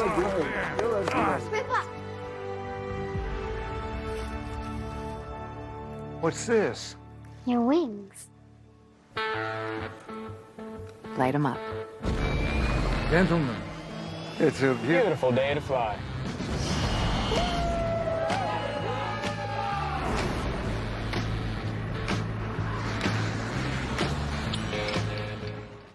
It all starts with a Chevy truck. Chevy Silverado with the Turbo Max engine and best-in-class standard torque. And Chevy Silverado HD with up to 14 available camera views. Do more in a Chevy truck. Get yours now. Get $5,750 total value on this Silverado when you trade in an eligible vehicle. That's 10% below MSRP. Chevrolet. Together, let's drive. Experience 5-star savings on our top-rated items today at Raymore and Flanagan. Save up to $1,200 on sectionals, including top-rated Modular 1, up to $700 on dining sets, and up to $800 on bedroom sets. Customer favorites are on sale throughout the store, including top mattress brands, or enjoy 72 months no-interest financing and free next-day mattress delivery so you can sleep better by tomorrow night. Get deep discounts on top-rated items today at Raymore and Flanagan. Coverage of the Independence Blue Cross Broad Street Run is supported by Independence Blue Cross, Wawa, the Philadelphia Department of Parks and Recreation, Westchester University, County Line Fence, Citizens, Giant, Fine Wine and Good Spirits, Atlanticare, Jefferson Health, the New Jersey Department of Human Services, and Team PHCA.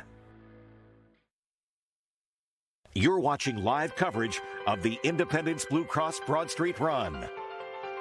Welcome back to our live coverage. This is a live image you're seeing here of the Kimmel Center area. You're seeing thousands of runners, more than 40,000 participating in this year's Broad Street Run. The most popular 10-miler in the country. We want to check in with Shaira Arias, who has Amber Zimmerman, who won. We saw her cross. So exciting. Hey, Shaira.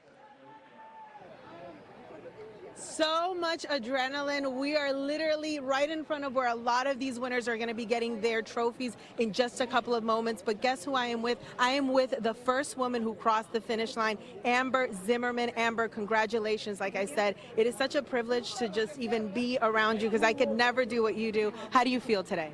I feel great. I'm glad to be healthy and on the start line on this beautiful day and get to join thousands of runners in my city. Tell us a little bit, how many times have you done Broad Street, and how long does it take for you to just prepare? It's my third year in a row since I moved to Philadelphia. I've been preparing for a very long time for all my races, so I've been running since I was 7. But for this race, I think I've been, trying to build back up after the marathon, get my legs a little faster. So, everybody runs for different reasons. Tell us a little bit about why you're running today and what motivates you as well. I run for my health mentally and physically, and just to stay sane, and I run because I love it. So, I wish everybody could experience the joy that I do from running. It's not like nothing else. And I guess your message to everybody who would like to participate and hasn't?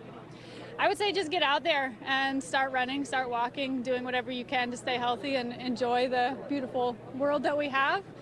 The best way to enjoy it is running, in my opinion. Congratulations, Amber. Again, thank you so much. I'm going to send it back to you guys. We're going to keep talking to some of the winners, but for now, sending it back to you guys. All right, Shire, thank you. And such an impressive run by Amber Zimmerman. I mean, just keeping that pace. She was ahead of the pack, way ahead of the pack when she crossed that finish line. She was. Yeah. And you're seeing folks there running at different sections. It's a beautiful route this year, despite the weather. Starting at North Broad Street and West Fisher Avenue earlier this morning. Runners went south, heading down and past Temple University's campus. Then you saw that iconic shot behind the runners at City Hall. And as they turned and went down the Avenue of the Arts, and then passing the sports complex, leaving them going toward the Navy Yard, which is the first time we've had that race end here in quite some time. And a lot of people are really happy that it's ending at the Navy Yard and then we're back to it, because it is that straight shot. They don't have to worry about the curves and the bends. Yeah. And they probably noticed, too, a lot of renovations, more than $20 million worth of work done in this area over the past several years, the commitment to build it up, and residents will be moving here pretty soon, too. So, joining us now, we have Susan Slauson with the Parks and Rec Commission. Thank you for being here with us. Thank you for having me here. I'm super excited. Oh, we're excited I wish to have I was you out there running. Oh, are you a runner? Maybe next year? I've run this 5 times. Oh, wow. And next year I plan to be out here running. This is one of the best 10-milers in the country. What makes it so great? The people. Yeah. The fact that you get a chance to start in North Philadelphia and come all the way down and see those iconic places in Philadelphia, it is wonderful. The people that are outside, the people that volunteer. Oh, yeah. And the other thing that's great about this is a government-run run. This is run by Parks and Recreation. I got to give our team, our staff, a shout-out. We do this entire race from beginning to end. So that's super, super huge for the city of Philadelphia. And you were saying the fact that it's back here at the Navy Yard makes such a difference. People want it to be here at the Navy Yard because it's a straight run. You don't have to do any turns except going around the beautiful City Hall, and it's a straight run. And that helps when you're running 10 miles. And guess what? I think we're beating the rain. This little drizzle is nothing. Yeah. Right. We were afraid it would be a downpour maybe later this afternoon. But yeah, so far, so good. You're also thrilled with how many people signed up and how many already crossed. We actually, from COVID, we had dropped down to 20,000 runners registering. We are actually at our 40,000 cap, and we had 33,400 that ran over that start today. So this is the highest number since COVID, and so we're super excited that people are back. And I want to say most people probably didn't show up because of the weather. Yeah. So this has been a great run. We had our top man that came over, Kevin McDonald. We had our top female, Amber Zimmerman. This is great. I mean, I'm a runner, but I'm not a runner. I'm not a runner. It's okay. How cool is it, though, to have the top finishers be local folks this year? I mean, that's huge. New Jersey for the male and Philadelphia for the female. That's wonderful. That's awesome. That this is this tri-state area where people have been training and they're out here and they came across that finish line. You know, it was wonderful. They came across and they looked healthy. They came across and they weren't struggling. They came across and you could tell that they put the time in to do this 10-mile run. This is the best 10-mile run in the country. Yeah, and people come from all over the world. So not just Americans, but people local. That means a lot. All over. And so next year, if you like to run. Challenge. She's looking at us. Come on, let's do it together. Hey, right? Why not, right? And I also want to just mention that Independence Blue Cross has been our sponsor for years. We could not do this without them. We need the support, we need the sponsorship, and they've been our friends for decades to make sure this race goes on. The guy that started this race 45 years ago, he's actually running. I just got finished talking with his wife. Wow. Trying to think of his name. His name is Rory McManus. Yes. This is his 45th year, and I just met his wife over here. Yeah, it's wonderful. And his son and his daughter are running with him. That's so special. It's special. This is like a family thing that, Yeah. you know, everybody just gets involved. It's wonderful. And so much money is raised for good causes out here, too. So much funding is raised, and that's so key, that this isn't just a fun thing. People benefit from this race. Our managing director is here. Adam Teal is right over there. Vanessa Garrett Harley is here. We come out because we love this race. We come out because we also want to cheer on the people that are running. So this is a wonderful day, in spite of the rain. In spite of the rain. Yeah. No, people are still joyous when they're crossing. They're happy. They're thrilled that they finished, but also the community as they run along. And that's what people say about this race. And you've run it. They go through all of the neighborhoods, and they've had bands in the past, and they have their family cheering and holding up signs. All of that makes such a big difference. I rode down in the car, and I saw the Temple band outside of Temple playing for us. And then you see all these wonderful volunteers. They have water. They're just out there to serve. It's a Sunday morning. It's rainy. People still love serving and giving. And so it's wonderful that people say, this is a part of what we do here in Philadelphia. We're one Philly. Yeah, and it's fun too, because you know we had one of our analysts on earlier, and he said that this was one of the easier races to run for that very reason, because you see the crowd out here, everyone getting into it. There's a psychological effect even on someone who may not even have trained much to participate in a 10-miler, just to get that extra boost from the community. I know when I run this race and I get an opportunity to hear people cheering me on, because when I run, I don't usually run with the team, I run alone. And so it's important that you hear people encouraging you when you get to mile 5, mile 7, mile 8. I don't need to know you. I just need to hear you. I need to hear you yelling and screaming, because that encourages me. And there was a guy at the start, an older gentleman, and I said, thanks for coming out. He said, yeah, coming out to give out water. Oh, great. He looked like he may have been 75, 80 years old. But this is something that he does for people that he doesn't even know. So it's wonderful to ensure that we have people that are just out there to encourage us. And that helps push you. Oh my goodness. It energizes you. When you're feel like, I think I've had enough. Right. You hear somebody yelling and saying, you can do it, you can do it. Man. It gives you that encouragement for you just to go a little longer, maybe a little faster, maybe not a little faster, but just a little longer. Absolutely. Oh, Yeah. Susan Slauson with Parks and Rec. Thank you so much for being with us today, and we're going to see you out there next year at Independence Blue Cross Varsity Run, out there running. You are. Oh, excellent. I'll think about your invitation too. I'm thinking about. No, seriously, I'm serious. Okay, Yeah. all right, let's do it. Let's join this wonderful group of 33,400 people that crossed that line at the beginning. Yes. Let's do it with them. Let's encourage other people. And this is really about health too, right? It is. It's about making sure that you train and you do this all year long, because this is to help us keep going strong. This guy that's doing 45 years. Yes. He's healthier, trust me, because of doing this year after year after year. So it's not just for the fun, it's also to ensure that we stay healthy. Susan Slauson, thank you so much. Thank you. We appreciate your time. Great, thank you. Thank you. One of the great things about this race too are the iconic sights you see along the route. Our Siobhan McGurl standing by. I think she's at City Hall. Yeah, she's at City Hall. Siobhan. I'm out of breath from cheering. I can't imagine how these incredible runners are feeling. Look at them now coming around the bend here. Woo, you guys got this, you got it. Guys, what a day to be in Philadelphia. Look at this, it's so fun when you can actually connect with the runners as they go by. Smiling, they're having the time of their lives. They make it look easy. We know it's not. We know that it takes a lot of hard work and training, but they make it look easy out here. So much fun as they make the bend. It's also fun here because we get to yell at them, hey, you're almost halfway there. This is about the halfway point. We have seen people dressed in hot dog costumes, banana costumes. This one guy was rocking a tiger suit. There's someone over there in the poncho.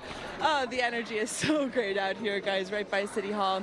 Hey, we also have to give a big shout out to all the family members. We know these runners are dedicated, but there are so many family members here waiting to see their loved one run by. I met one little girl getting on the train earlier this morning, and she said she was so excited she didn't even need her mom to wake her up to come cheer on her cousin. No alarms for race day, right? We don't need alarms for race day.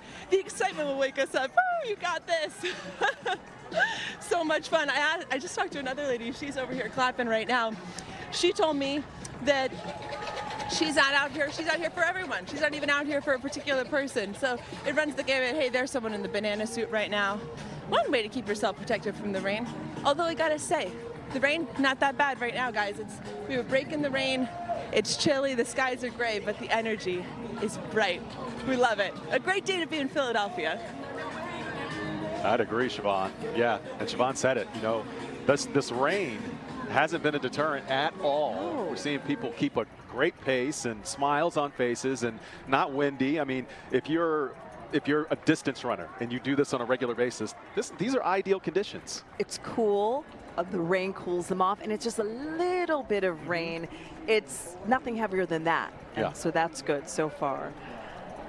We're seeing a lot of different people cross the finish line, and everyone is looking down at their watch, and everyone is maybe texting their friends, texting their loved ones, saying, I did it, and always looking up at the time and taking selfies too. We're seeing a lot of that as people cross.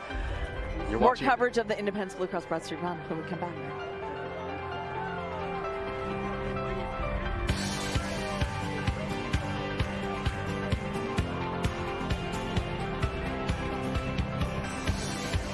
Where you eat is up to you. But what you eat? Now that we can help with.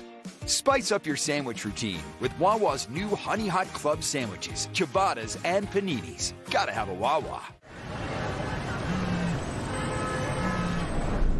Hi, Eric. Hi, Mel. Is now good for a quick catch-up on your plan? Yes, now's great. Refinance now or refinance later? Here are 10 tips to make your Needless to say, your money could be working so much what? harder. Yes, I'm thinking more long-term. Interest rates will remain at current levels. Great. We'll make that change to your plan and adjust as needed. This helps a lot. Bye, Mel. Bye.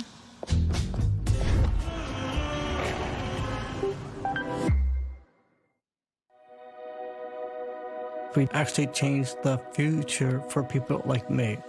At Jefferson Health, we push beyond what's possible. My team got me back to being me.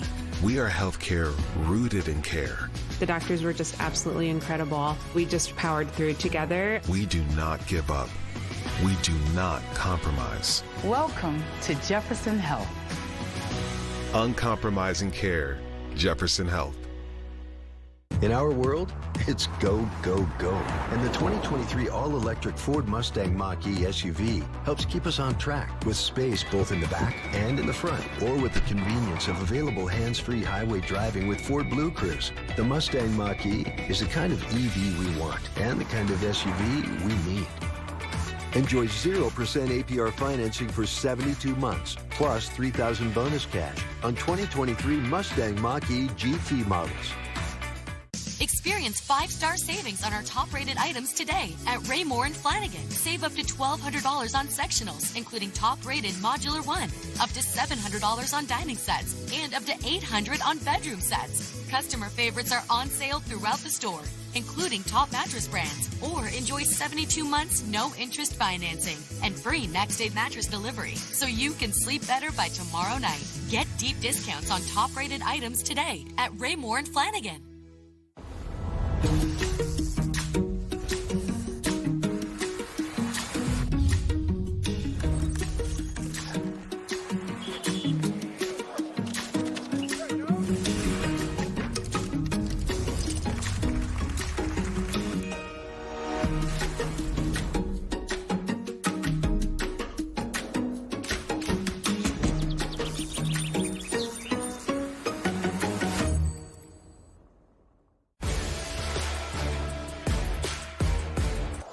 Should we work out?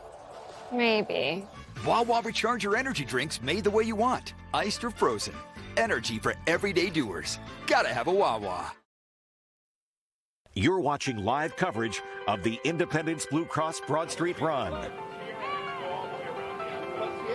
Good morning. I'm NBC 10's Sheila Wacko at the finish line of the Independence Blue Cross Broad Street Run with my friend Craig here. Craig's from South Philly. Craig is ready to party already. He just crossed the line. You wouldn't even know. He's smiling. He's so chill. Craig, every year you got a tradition. What do you mean ready to party? I'm already partying. This is empty. This is the ultimate skinny margarita. I like that, the ultimate skinny margarita. And you wear this hot dog outfit every year. Why do you wear this every year? It keeps me dry, keeps me warm. It's functional. It's functional. I imagine it brings smiles to other runners as well. Oh, yeah, everybody loves it. Everybody, who doesn't love a hot dog? And Craig, what keeps you coming back to Broad Street year after year? Philly brings it. You just feed off the fans. It's the greatest race ever. I love Broad Street. It's awesome. You just gave me a little bit of some words of wisdom. I said, I don't know, I was scared to run in the rain. And you said... This is nature's air conditioning. When it's got a little drizzle, 50 degrees, this is perfect running weather. Craig, how are you celebrating today? Come on. Come on. These all are right. silly questions. Cheers to you, Craig. Congratulations, and have a great rest of your day, okay? See you next year. All right, see you next year. Fred and Jackie, I got to join him. Back to you guys. He's ready to go. Yeah, he's ready to party. Is. We forget today is Cinco de Mayo. I know. He did not forget. He's not going to let us forget, though. Sombrero, absolutely. Margaritas flowing. Sheila, thank you for that. But that's the attitude. That's the general attitude. Have a good time. You know, get your folks out here, your tribe. And Aaron Baskerville joining us now with more folks crossing that 2-mile mark there. Aaron. Yeah, Fred, Jackie, we're at that 2-mile mark area, Broad and Allegheny. And as you can see behind me, it's basically wrapping up by me. We maybe got another 50 or so, 60 runners that'll come by us, and then they're going to be gone from here. This is what we love. We love the volunteers and folks. Let's go. Keep pushing. You made it this far. Let's go. That energy, where you get that energy from? I bought it, 5 and dime. Let's go. You heard it right there, that energy. She bought it at the 5 and dime store. She's lovely. Just an example of a lot of the volunteers that are out here handing out that water, trying to hydrate folks, you know, as they head back for the next 8 miles or so. We just had a guy run by us. He was so adamant. He wanted us to capture him doing the Eagles chant, just by himself. One-man Eagles chant, E-A-G-L-E-S, Eagles. So everybody's having a good time. There seems to be just a lot of energy, and we've already talked about all the different causes and reasons why folks are running. But yeah, as you can see, it looks like it's winding down here at Broad and Allegheny, so all the folks farther down will see these runners passing by them in just a little bit. Let's send it back to you guys. Fred, Jackie. I need to get that 5 and dime location for that energy. That's the line of the day. That's the line of the day. Seriously. She bought it. And it's cheap. It's not even expensive. You can get that for cheap, too. Right. I need that. Right. You can buy that energy now. Love her. Love that. Aaron, thank you. Oh, man. She is like, and that's what it's about. It's about that volunteerism, right? Yes. And community, friendship, health. All of this we're seeing here at the finish line as we're seeing folks cross and still checking their watches and really, you know, pushing themselves. More coverage of the Independence Blue Cross Broad Street Run right here on NBC 10 when we come back.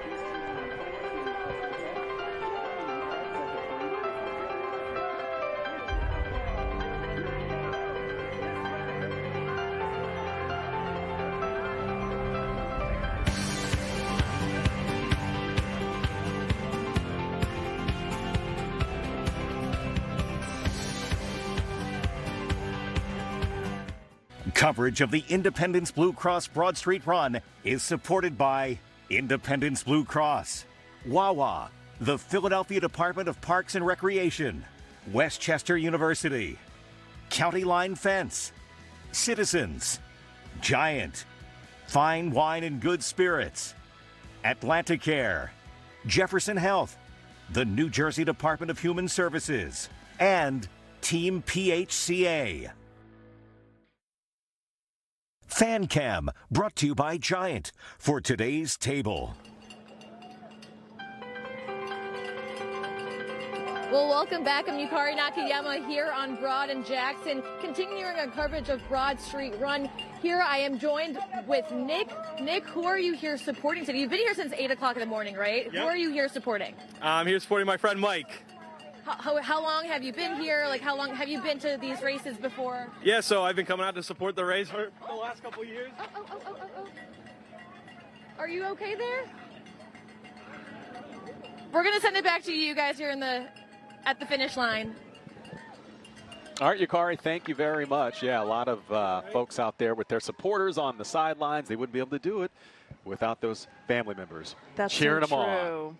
We have some more special guests here at the finish line. Cassidy Ritter, an Eagles cheerleader, joined by, of course, Swoop. Swoop is Eagles in the house. mascot. Nice to have you both with us. Thanks for having us. It's a pleasure to be here. Yeah, it's good to have you. So the Eagles Autism Challenge is in 2 weeks. What's your involvement? Yes, we're getting ready to kick off the Eagles Autism Challenge. It's Saturday, May 18th, and participants have the option to bike, walk, or run alongside of some of the Eagles players, coaches, legends. Of course, the cheerleaders will be there, alongside of some of our alumni. So it's really a great day where the organization dives deep and gets involved with the community for such a special cause. They raise so much money. For people watching and interested, how can they get involved? Yes, so if you still want to sign up, do not worry, there's still time. You can go to eaglesautismchallenge.org where you can sign up, get your fundraising started, and actually, if you want to participate and you can't make it to Philadelphia that day, there's the option to participate virtually. Yeah. So anyone, anywhere around the world can participate, which is super special. That's awesome, and a lot of people show up, we know. Yes. So cheerleading. This is not just, you know, this is just one of your jobs. And by the way, congratulations. You've been you're new. Yes, this is my first season. I just completed my first season. So when I'm not cheering on the field, I'm a special education teacher, which is why the Eagles Autism Foundation is so special to me. Yeah. You know, I get to see all the work they put in from our All Abilities clinics with the cheer, the drumline, and the fitness classes, to even employing the neurodiverse staff on game day. So it's really special, and it ties both of my worlds together. Yeah, thank you for all you do. Thank by the way. you. Yeah. What was your most memorable moment of the year? Wow, there are so many, honestly, from wearing Kelly Green, the inaugural Kelly Green, and then it was also the 75th anniversary of the Philadelphia Eagles cheerleaders, so we got to meet some of our alumni as well and meet the women that have walked in our shoes and built the road for us. So many special moments, and looking forward to more. Yes. Some more moments as we approach Eagles season in a few months. Yes, lots Very to exciting. look forward to. Oh my gosh, well thank you so much. Thank you, Swoop. Swoop has the moves, right? He does. He's the best. Here at the finish line. He's trying to make his move. He's been look at him. See where he is. Swoop has got the best seat in the booth. Fly, Eagles, fly. Always. Thank you, Swoop. Thank you, Cassidy Ritter. Thanks for having us. We're going to take a quick break. We'll have much more in a few.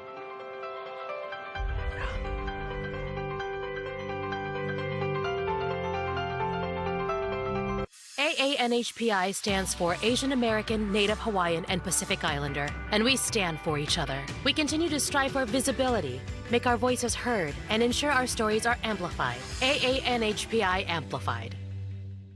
Find Philly's best-kept secrets, food, entertainment, discounts, and giveaways. We've always got the scoop on Philly Live. Follow us on Instagram or join our Facebook group. Nobody knows this place like us. It all starts with a Chevy truck. Chevy Silverado with the Turbo Max engine and best-in-class standard torque. And Chevy Silverado HD with up to 14 available camera views. Do more in a Chevy truck. Get yours now.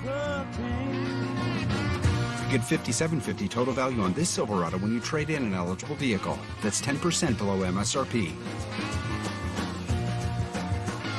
Chevrolet. Together, let's drive. You probably know at National Floors Direct, we install flooring the next day. And you may be thinking, what's the big deal? Well, if you go to a flooring store or big home warehouse, your installation could take up to 6 weeks or more. Just ask them. Well, we don't think that's right. At National Floors Direct, if you call today, you'll see a representative when you want, and you'll have your flooring installed the next day. So get the flooring experience you deserve. And we'll beat their price by 15% too. Call 888-400-FLOOR. We bring the story to your door. Relentless, ultimate competitors, fighting for injured workers' rights. It's Stern and Cohen. Winning isn't just a goal, it's an obsession. That's why our team is relentless in our pursuit to win. 24 hours a day, 7 days a week, 365 days a year. Because in our game, there are no timeouts. And because injustice never takes a day off, neither do we. Bring us on and experience our winning strategy in action for you. Stern and Cohen for the win. For helping you build that epic memory. For tempting you to dig into that delicious discovery. For encouraging you to find something new at every turn. You're welcome. And you're welcome to come see all that Maryland has to offer. This is Governor Wes Moore inviting you to shake up how you vacation. Listen, just go to visitmaryland.org and plan your trip. When seconds count, accuracy matters. That's why we built Storm Ranger 10 for you. To get closer and lower to severe weather than any other radar. To see details no one else can in real time. To keep you prepared and your family safe. Neighborhood by neighborhood. Storm Ranger 10. Driving the region's most accurate forecast. On air and right now on your NBC 10 app. Count on it. You're watching live coverage of the Independence Blue Cross Broad Street Run. Welcome back to our coverage. Now back at the Navy Yard, the first time in 5 years that it's been back here. A lot of people singing the praises of the Navy Yard because it is that straight shot, and runners love that. Yep, a lot of folks excited. You see them pointing at the camera, excited, checking their times. One of the folks who we've been following very closely are Brenna White. We have Sheila Watko, who is joining us live with more from her. We've got lots of folks here crossing from the NBC 10 family. Sheila? So many people crossing, and we've had some of our Telemundo 62 and NBC 10 friends. We saw Brian Mendoza, we saw one of our talented digital team members, Dan Stam, and I've got my girl, Brenna White, right here. Brenna, you killed it today, and you know, you've been giving us little tips on these promos about how to train for the Broad Street Run. Did you follow your own advice? Less than I should have. I anchored this morning, so I didn't get that much sleep, but I was doing some stretches with Marvin in the studio.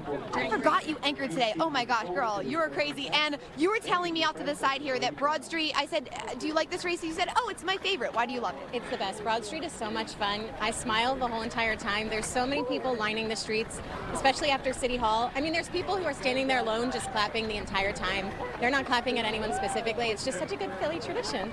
Such a good Philly tradition, and I love that you said, I think we got some video of you anchoring this morning. Probably not doing stretches with Marvin, though I love that you did that. Yes. And what are you going to do to celebrate today? I'm going to brunch. Going to brunch, as you should go to brunch. And guess what, guys? Also, we got someone else right here. We got Justin Godnick, and Justin's wife as well. Congrats.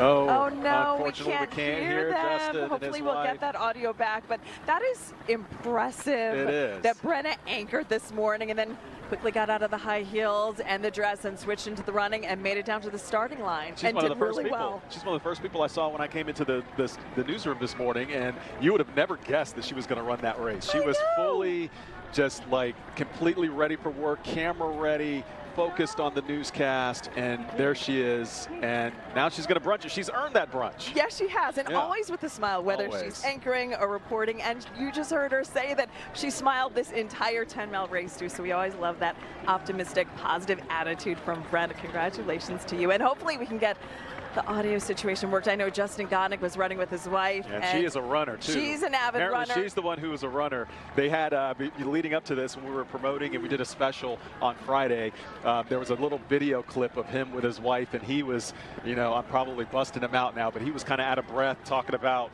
you know, the running with his wife and whatever. And she's just like trotting along, very relaxed, but apparently she puts in the mileage every week. She's an avid runner. She really does. So I can't wait to hear from Justin and see how he did. I'm sure she helped him along the entire way. Sheila, let's go back down to you. Don't have Justin. Uh-oh. Okay, you don't have Jill? Justin. That's okay. We've got Jill right here. Jill is rocking it. Jill is in her Dunkin' Donuts iced coffee outfit. Jill, why did you wear this? I wore this because Duncan was looking for people to cheer up the crowd, because who doesn't love coffee? Yes! So, you know, I'm stimulating the crowd. There you go. Who needs coffee when you got smiles along the way? And Why do you like to run the Broad Street Run so much? I love the Broad Street Run. I've been doing this for at least 20 years. It's my favorite race in Philadelphia. It's such a Philly hometown run, and I run it with the American Cancer Society Determination Team. Oh, that's wonderful. So I also run it for a cause besides donuts. Yes. Excellent. Well, Jill, congratulations. I hope you have a great rest of your day, and thanks for running for a great cause. Oh, sure. Thank you. So awesome. And guys, we saw Justin here. I lost my audio, but Justin said it was his first race, and he absolutely loved it. And he's kind of a local guy, so he understood how important it is to the city of Philadelphia, and he definitely felt that Philly spirit and that Philly energy. So big congratulations to him, especially in his first race. That is crazy. And yeah, we're going to look for some of our other NBC 10 friends around here, T62 friends. We saw Taryn from NBC. Oh my gosh! Oh my gosh! As I say that, this is my boy right here. This is my boy Johnny Archer. Johnny, how'd you do? I guess I did pretty good. I think you did great. I made it through the finish line, right? You made it through the finish line, and you've run many times before. Why do you love Broad Street Run so much? I mean, it's just the atmosphere. Look at all these people, 40,000 people running down Broad Street, and then all the other thousands of people on the side of the street cheering you on. The excitement is so great. And I love this because, like, if anyone doesn't need more energy, it's this guy right here, Johnny Archer. I have Johnny, a lot of energy, yeah. You got a lot of energy. But We you have love more you. than me. You have way more than me. This is a lot of energy This is going a on lot. right now. I don't know if people at home can handle all this energy at one time. Johnny, you are the best, and I'm so proud of you. How are you going to celebrate today? I'm going to have a few beers. Yes. We're going to Miguel Martinez Valle's house and having a little after party. We might do a little cheers later, me and Johnny little Archer. cheers. Johnny, congrats to you. Thanks, we Sheila. love you, and Love we're you so too. proud of you. Bye. Friend Jackie, back to you. I'm just seeing all my Sheila, friends. Sheila, wait, hold on. So he mentioned Miguel on the air the other day. There was some conversation. Miguel is saying all he wanted to do was beat Johnny Archer. I wonder If it how happened. that happened, how their times Oh, are. wait, Johnny, come back here. Johnny so left apparently so there was fast. conversation that all Miguel wanted was Let's to beat stir you, it up. but I will say we have not seen. You haven't seen Miguel? We haven't seen Miguel yet. Well, I will say But to we his did defense, see- I don't know where he started. He might have started after me. He so. might have started after, but I don't know. Johnny, clock you're will the be- best. the We've clock also will got tell the Katie story. Zachary here. Katie, come here. Katie. All my girls. All my friends, we love Katie Zachary. Katie, you have run this many times. Why do you love to run Broad Street? It's, I mean, well, we've said it over and over. Hi, Augie, behind the camera. It's an iconic, it is like the iconic race in Philadelphia. People come from all over the country to do it. It's flat. It's like, well, it might be downhill at parts, so I felt like I was. No, there was a few hills. There was a few rollers. Inclines. Yeah. But I will say this year, what I noticed, I've run it maybe 6 times, that I didn't just have my eyes on before. Like outside of Shriners and Temple, the young kids who are being treated, who are wheeled down in wheelchairs, they're on the sidewalk cheering for us, unable to get out of their wheelchair, maybe for a while. And it's like, that just empowers you so much to keep going. It's like, okay, I feel a little bit of pain, but I'm lucky that I'm walking, moving, grooving. That and then the American Cancer Society, or the American, yes, they had a whole, I mean, all the people there running in honor of and in memory of. So that was really uplifting. What did you, I mean, were you just? I mean, I was just in the zone. And then when you get south of City Hall, it really turns up. All the people on the sidelines, all the people with the music playing the drums, and it just gets you pumped. And then before you know it, you're 10 miles down Broad Street in South Philly at the Navy Yard. I know. Oh, it sounds like it went really fast for you, Johnny. I don't know. I was taking stock of like every little thing, but and I'm sorry, I was probably yelling. I had my earbuds. No, girl, it's loud down here. We are just so proud of you. We're so proud of both of you guys, and thank you for stopping, guys. This feels like a party, and I'm getting paid to be here today. So back to you, Fred and Jackie. I'm so happy you guys. Get me a pretzel. What a great time. You know, that's what it's all about, you know. Our coworkers out there having a good time, and just, I mean, that's what it's like. That's a microcosm of what it's like for everyone else out here. Your friends are out here. Your family members are out here. And they look like, Johnny and Katie look like they could run it again. Oh, yeah. No problem. I know, right? Unfazed. Seriously. I don't think so. Not out of breath in the least. Let's go back to Tim Furlong right now, who's at the Kimmel Center. Hey, Tim. Hey, I'm looking through my text here. I don't see the invitation to Miguel's after party. Guess not everybody's invited. Maybe you had to run. I guess that's how it works. It's all right. It's all right. I'm not offended. I'm going to go home anyway. It's all good. We did see our content, our head of content producer, Travis here. He told me I wanted to get a picture of he and his fiance when they met. He was cheering her on. That's the best I could do. it looks like he's trying to attack her. He was not. He was trying to give her a hug. So Travis, sorry about that. I did the best I could with limited time. But you can see an interesting phenomenon that we've seen here is that people literally, this is Michelle Rotella, our meteorologist right here, holding up the sign. Michelle, have you noticed how weird it is that people will stop and run across the street just to tap the sign? They do. I hate to break it to people. It doesn't do anything. Don't tell them that.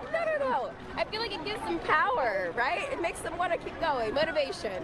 I don't know, man. Well, either way, I also get worried about you and Isabel because you are wee little people, and people come up and they slam this thing pretty hard, and they're like, poof, and I'm very worried about you. It's happened a few times. Had to readjust the hat. I know. I saw you like fall back. Tell your loved ones out on the course, go easy on my friends here, Michelle and Isabel.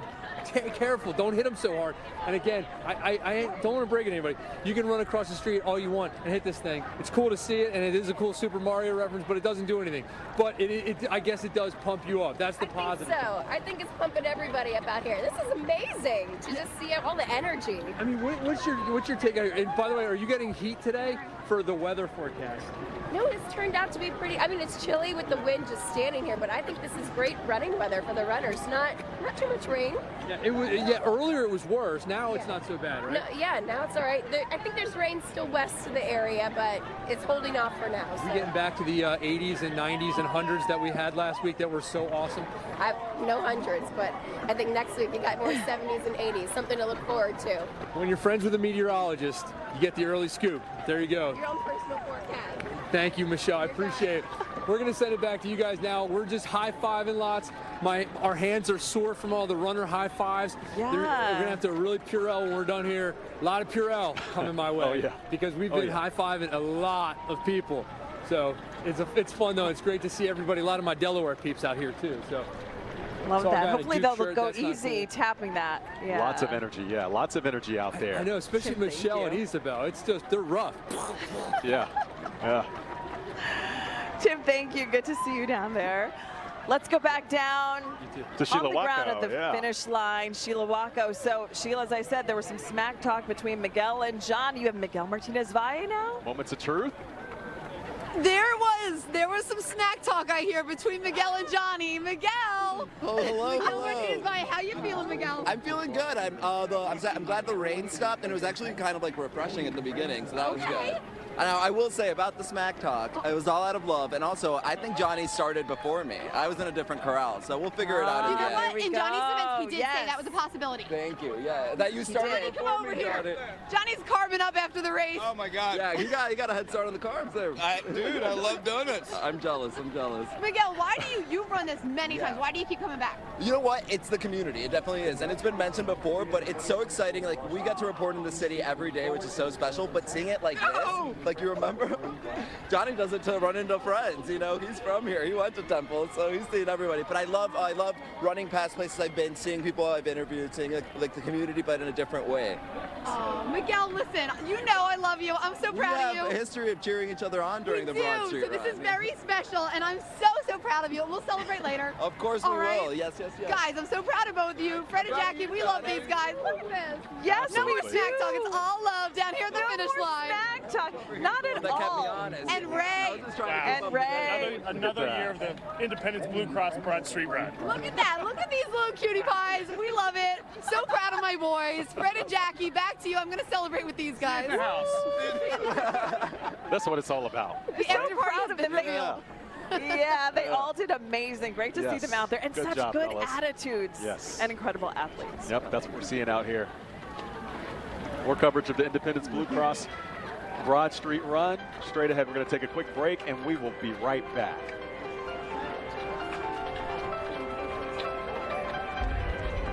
With a Planet Fitness Black Card, you don't just get a great workout, you get a great perk out because your membership is packed with perks. Join today for only $24.99 a month.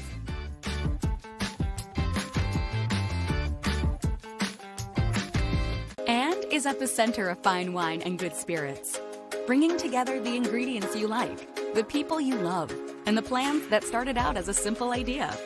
Because we know that when the right combinations come together, amazing things happen. New memories unite with old friends.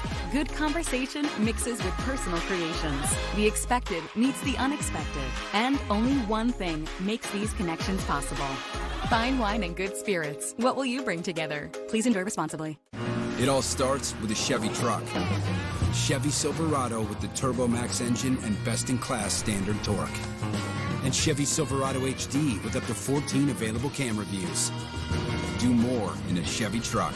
Get yours now. Get $5,750 total value on this Silverado when you trade in an eligible vehicle. That's 10% below MSRP. Chevrolet. Together, let's drive. Are you ready? Get ultra-reliable, ultra-fast award-winning internet, starting at $20 a month, and add unlimited mobile for free. Be astounded. Switch today. Break up with your old wings and get a new honey. Lemon pepper wing from Popeyes. Crispy, saucy, available. Popeyes finally has wings in 6 flavors. At Pella, we look at windows and say, we can do that better. We're talking about innovation, like hidden screens that are safe from damage and allow in more natural light. How do you continue to build upon the legacy that started with our founders? With easy slide technology, windows that open with less effort. That's Pella right now. Get 45% off installation or 36 months interest-free financing. 855-77-PELLA, PellaPhilly.com. With the Planet Fitness Black Card, you don't just get a great workout, you get a great perk out because your membership is packed with perks. Join today for only $24.99 a month.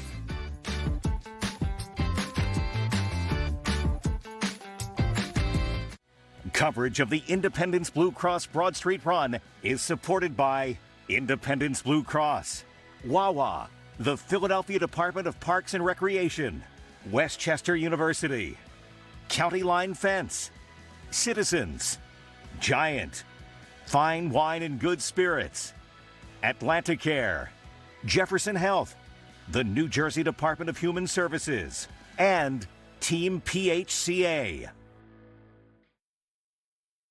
You're watching live coverage of the Independence Blue Cross Broad Street Run. Good morning. I'm NBC10's Sheila Wacko at the finish line for the Independence Blue Cross Broad Street Run with Dar Mesh here. And Dar has run the Broad Street Run many times, but this year, 20 times. He said that he has run it so many times that he doesn't even have to enter the lottery anymore. He's just automatically in. Dar, you're running under kind of special circumstances this year. Tell me about this. So I'm battling. I've been diagnosed since September 11, 2021, with stage 4 gastric cancer. So it spread from my stomach to pancreas. I had a Whipple surgery done. Then it went to my lymph nodes, and we thought it went to the lung, but it was benign, so it's not in the lungs. So I stopped treatment of chemo in end of February, and I'm currently on the immunotherapy right now. So I'm getting treated at MD Anderson. I'm thankful to everybody at MD Anderson Cooper, Dr. Jamin Morrison, Dr. Hong, who did my surgery. So everybody, I'm grateful to everybody, and especially my family and my friends who actually supported me and kept me, going. Well, and there are angels over at MD Anderson, the nurses over there, the staff, everybody's so great. Dar, you're an angel. This is incredible that you just wrapped up treatment for chemo, and now you're out here on immunization therapy, Yes. and you just ran 10 I just miles. wanted to finish. Look But you know what? And you did, and you made great time because you've been hanging out with us for a while, like 20, 30 minutes right now. Right. So you ran. So I probably did it under 10-minute mile, hopefully. That is incredible. You Yes. were an inspiration, Thank you. and thank you so much for stopping to Thank tell you. us your story Thank you. and for inspiring other people Yes. at home who maybe aren't able to run this year because they're not feeling well. So thank Yes. you for yeah, what you're everybody. doing. I mean, everybody's blessed. Everybody that we're here, I mean, we take it for granted that we're going to be healthy forever. Yeah. But when we get these kind of obstacles, we got to keep fighting, and keep going because life doesn't end. I mean, life just continues even after. Dar, Even after. you So- are remarkable. so, Thank you so Thank much. you. Congratulations. Thank you, Sheila. Thank you. Fred and Jackie, back God to you bless. guys. Thank Great you. guy. How cool is that? What a what story. What a story. I The know. stories like that we hear that just lift us up, and just a reminder of just the, Yes. all the folks here running, some people running for why other you're out folks here. and running to raise awareness and inspiration. The American Cancer Society, just one of several organizations benefiting from this. along with the American Association for Cancer Research and all the organizations just to raise awareness. We saw Katie Zachary talking about that, and she saw that along as she ran, and yeah. Shriners there. And someone else who ran, Taryn Hatcher from NBC Sports Philadelphia. We've talked to you the past few years. You weren't running.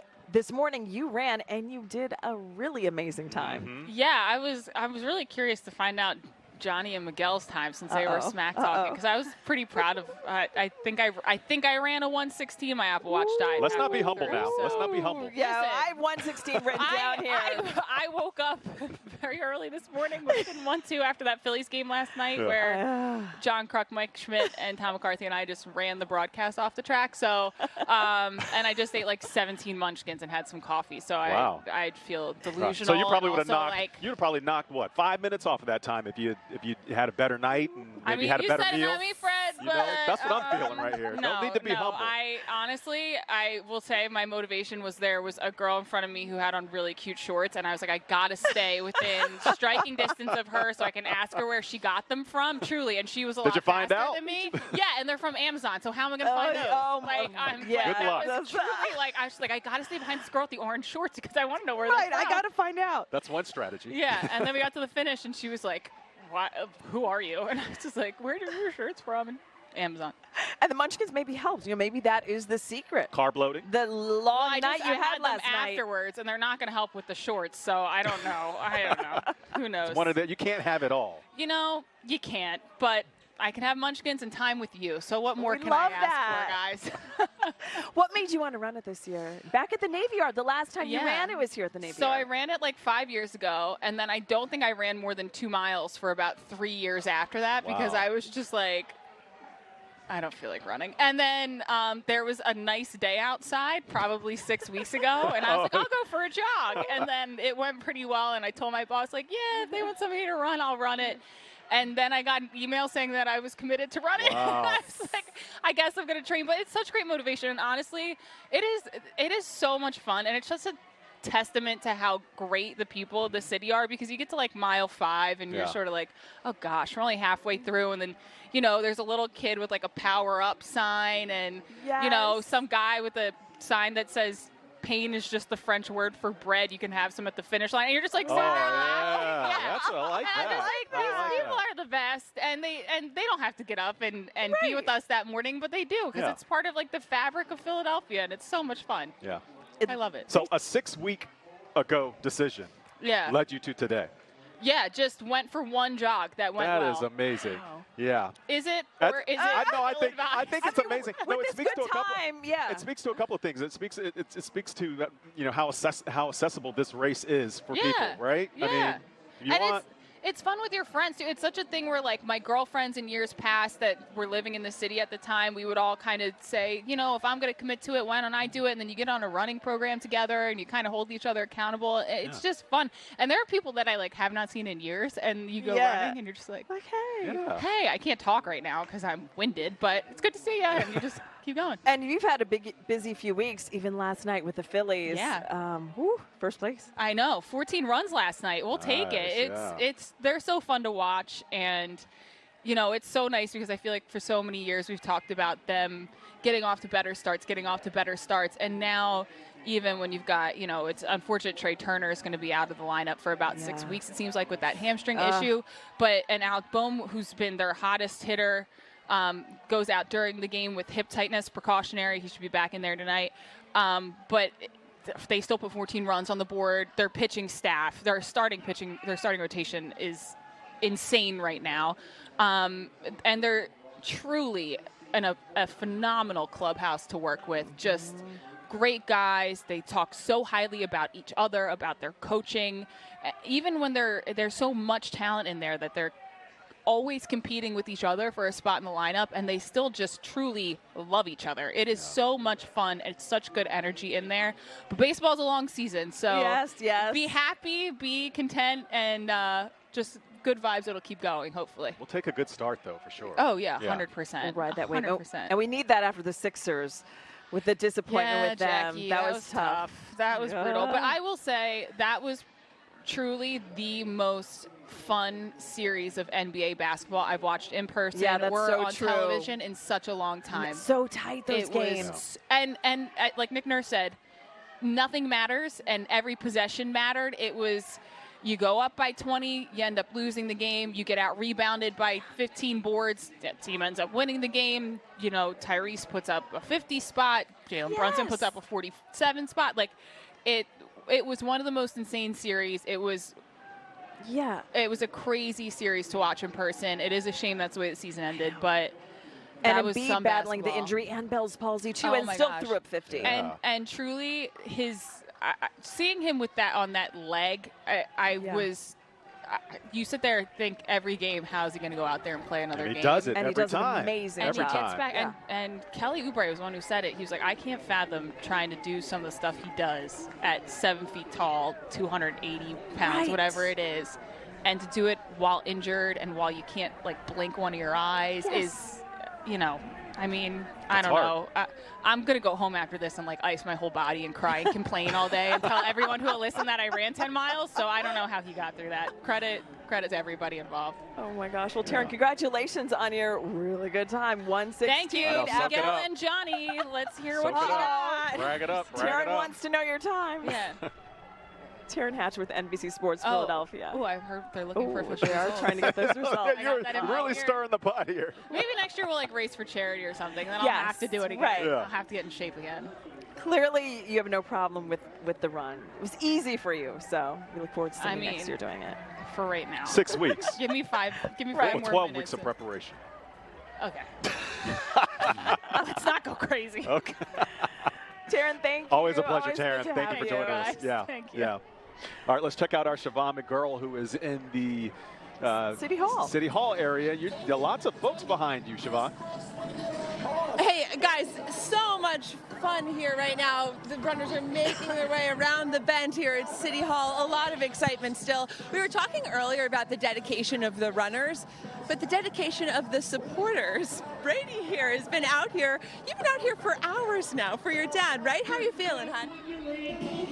Yeah, show up your sign. She made a little sign for her dad. It says, "Let's go, Curran and Daddy." They already passed by. How are you feeling? It's your son, right? Yes, my son and my niece is also here running. Yeah, her How first do you time. feel? What's the energy like? Oh, it's always a lot of energy here, and would be nice if it was a nicer day. It's always rainy and cold, but I guess. But you still came out, dedicated family members. What makes Broad Street so great? It is great. What makes it so great this run? I don't know. It's just a fun day, and people of all ages, kids, adults, grandmothers, all come out and watch. It's great. Such a Philly thing. We love it. Thank you so much. And she's showing off her little NBC 10 poncho there. We love it. Good job, guys. Thank you so much for hanging out with us. Guys, that's just been the energy here all day. Even though the weather's kind of yucky, we still have a lot of people out here supporting, holding their signs. They've been out here for hours cheering on these runners, and these runners love to see it. Woo, you got this. We love this part and run too, guys, because we can tell them that it is the halfway point. Yes. So it's such a good day. Woo, you guys go ahead. Just a lot of good energy out here, guys. Lots of good energy, Siobhan, and you know it's contagious sitting here in the booth too. Seeing folks out there, I mean, know, I'm not even I out there, and I'm just know. like, man, I'm hyped. Yes. I feel like I could run 10 miles up. No, really, I can't. But You never know. you never know. Yeah, you know what? We're not going to find out this year. Maybe next year. A lot of people complete with little training. Yeah. So I know to hear Taryn say that she just decided Yeah, 6 so weeks ago. I mean, man, no anything is excuses. possible. Anything is possible, and you're seeing that too with all the stories. You know, cancer survivors and folks running for a cause, and you know, even the littles, the young folks who ran their know, at race the earlier this beginning. morning. Yeah, just an inspiration all the way around. And the here camaraderie. I saw a sign of someone who was visually impaired. Yeah. And it said blind, and he was holding the hand of someone who was leading him the entire way for this 10-mile course. So that speaks volumes to what you can accomplish and what this race is all about. Yeah, you got to love it when you see that.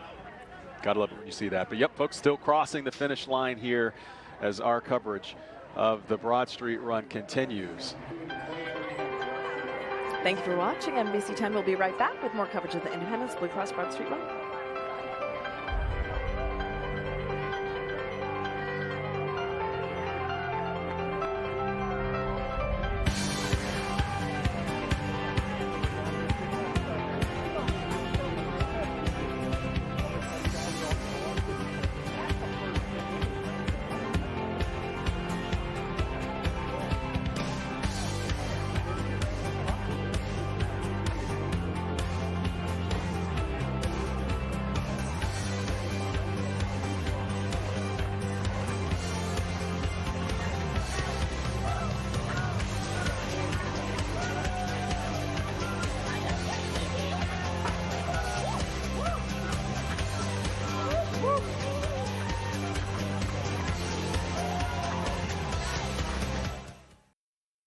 You're watching live coverage of the Independence Blue Cross Broad Street Run.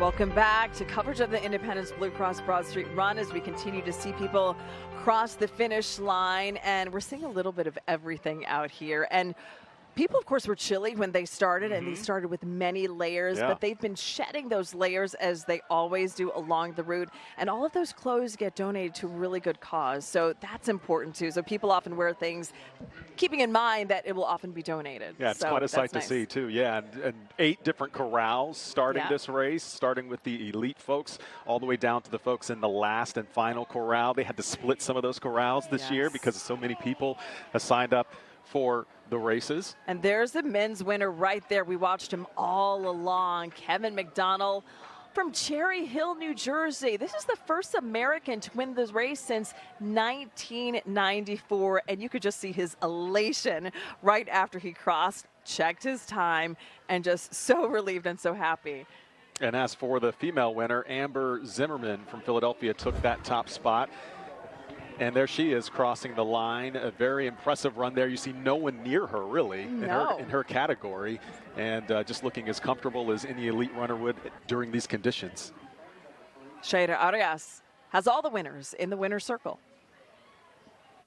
Winner's Circle, brought to you by Citizens, made ready. So we are at Broad Street Run, and I must say that everybody that participates in some way or another, you are a winner because you are here participating. But today we are in the winner's circle, and I have to take a look right over here with Miguel, who was the first person we saw that crossed the finish line. Miguel, tell us your name, where are you from, how do you feel? My name is Miguel Jimenez Vergara. I actually grew up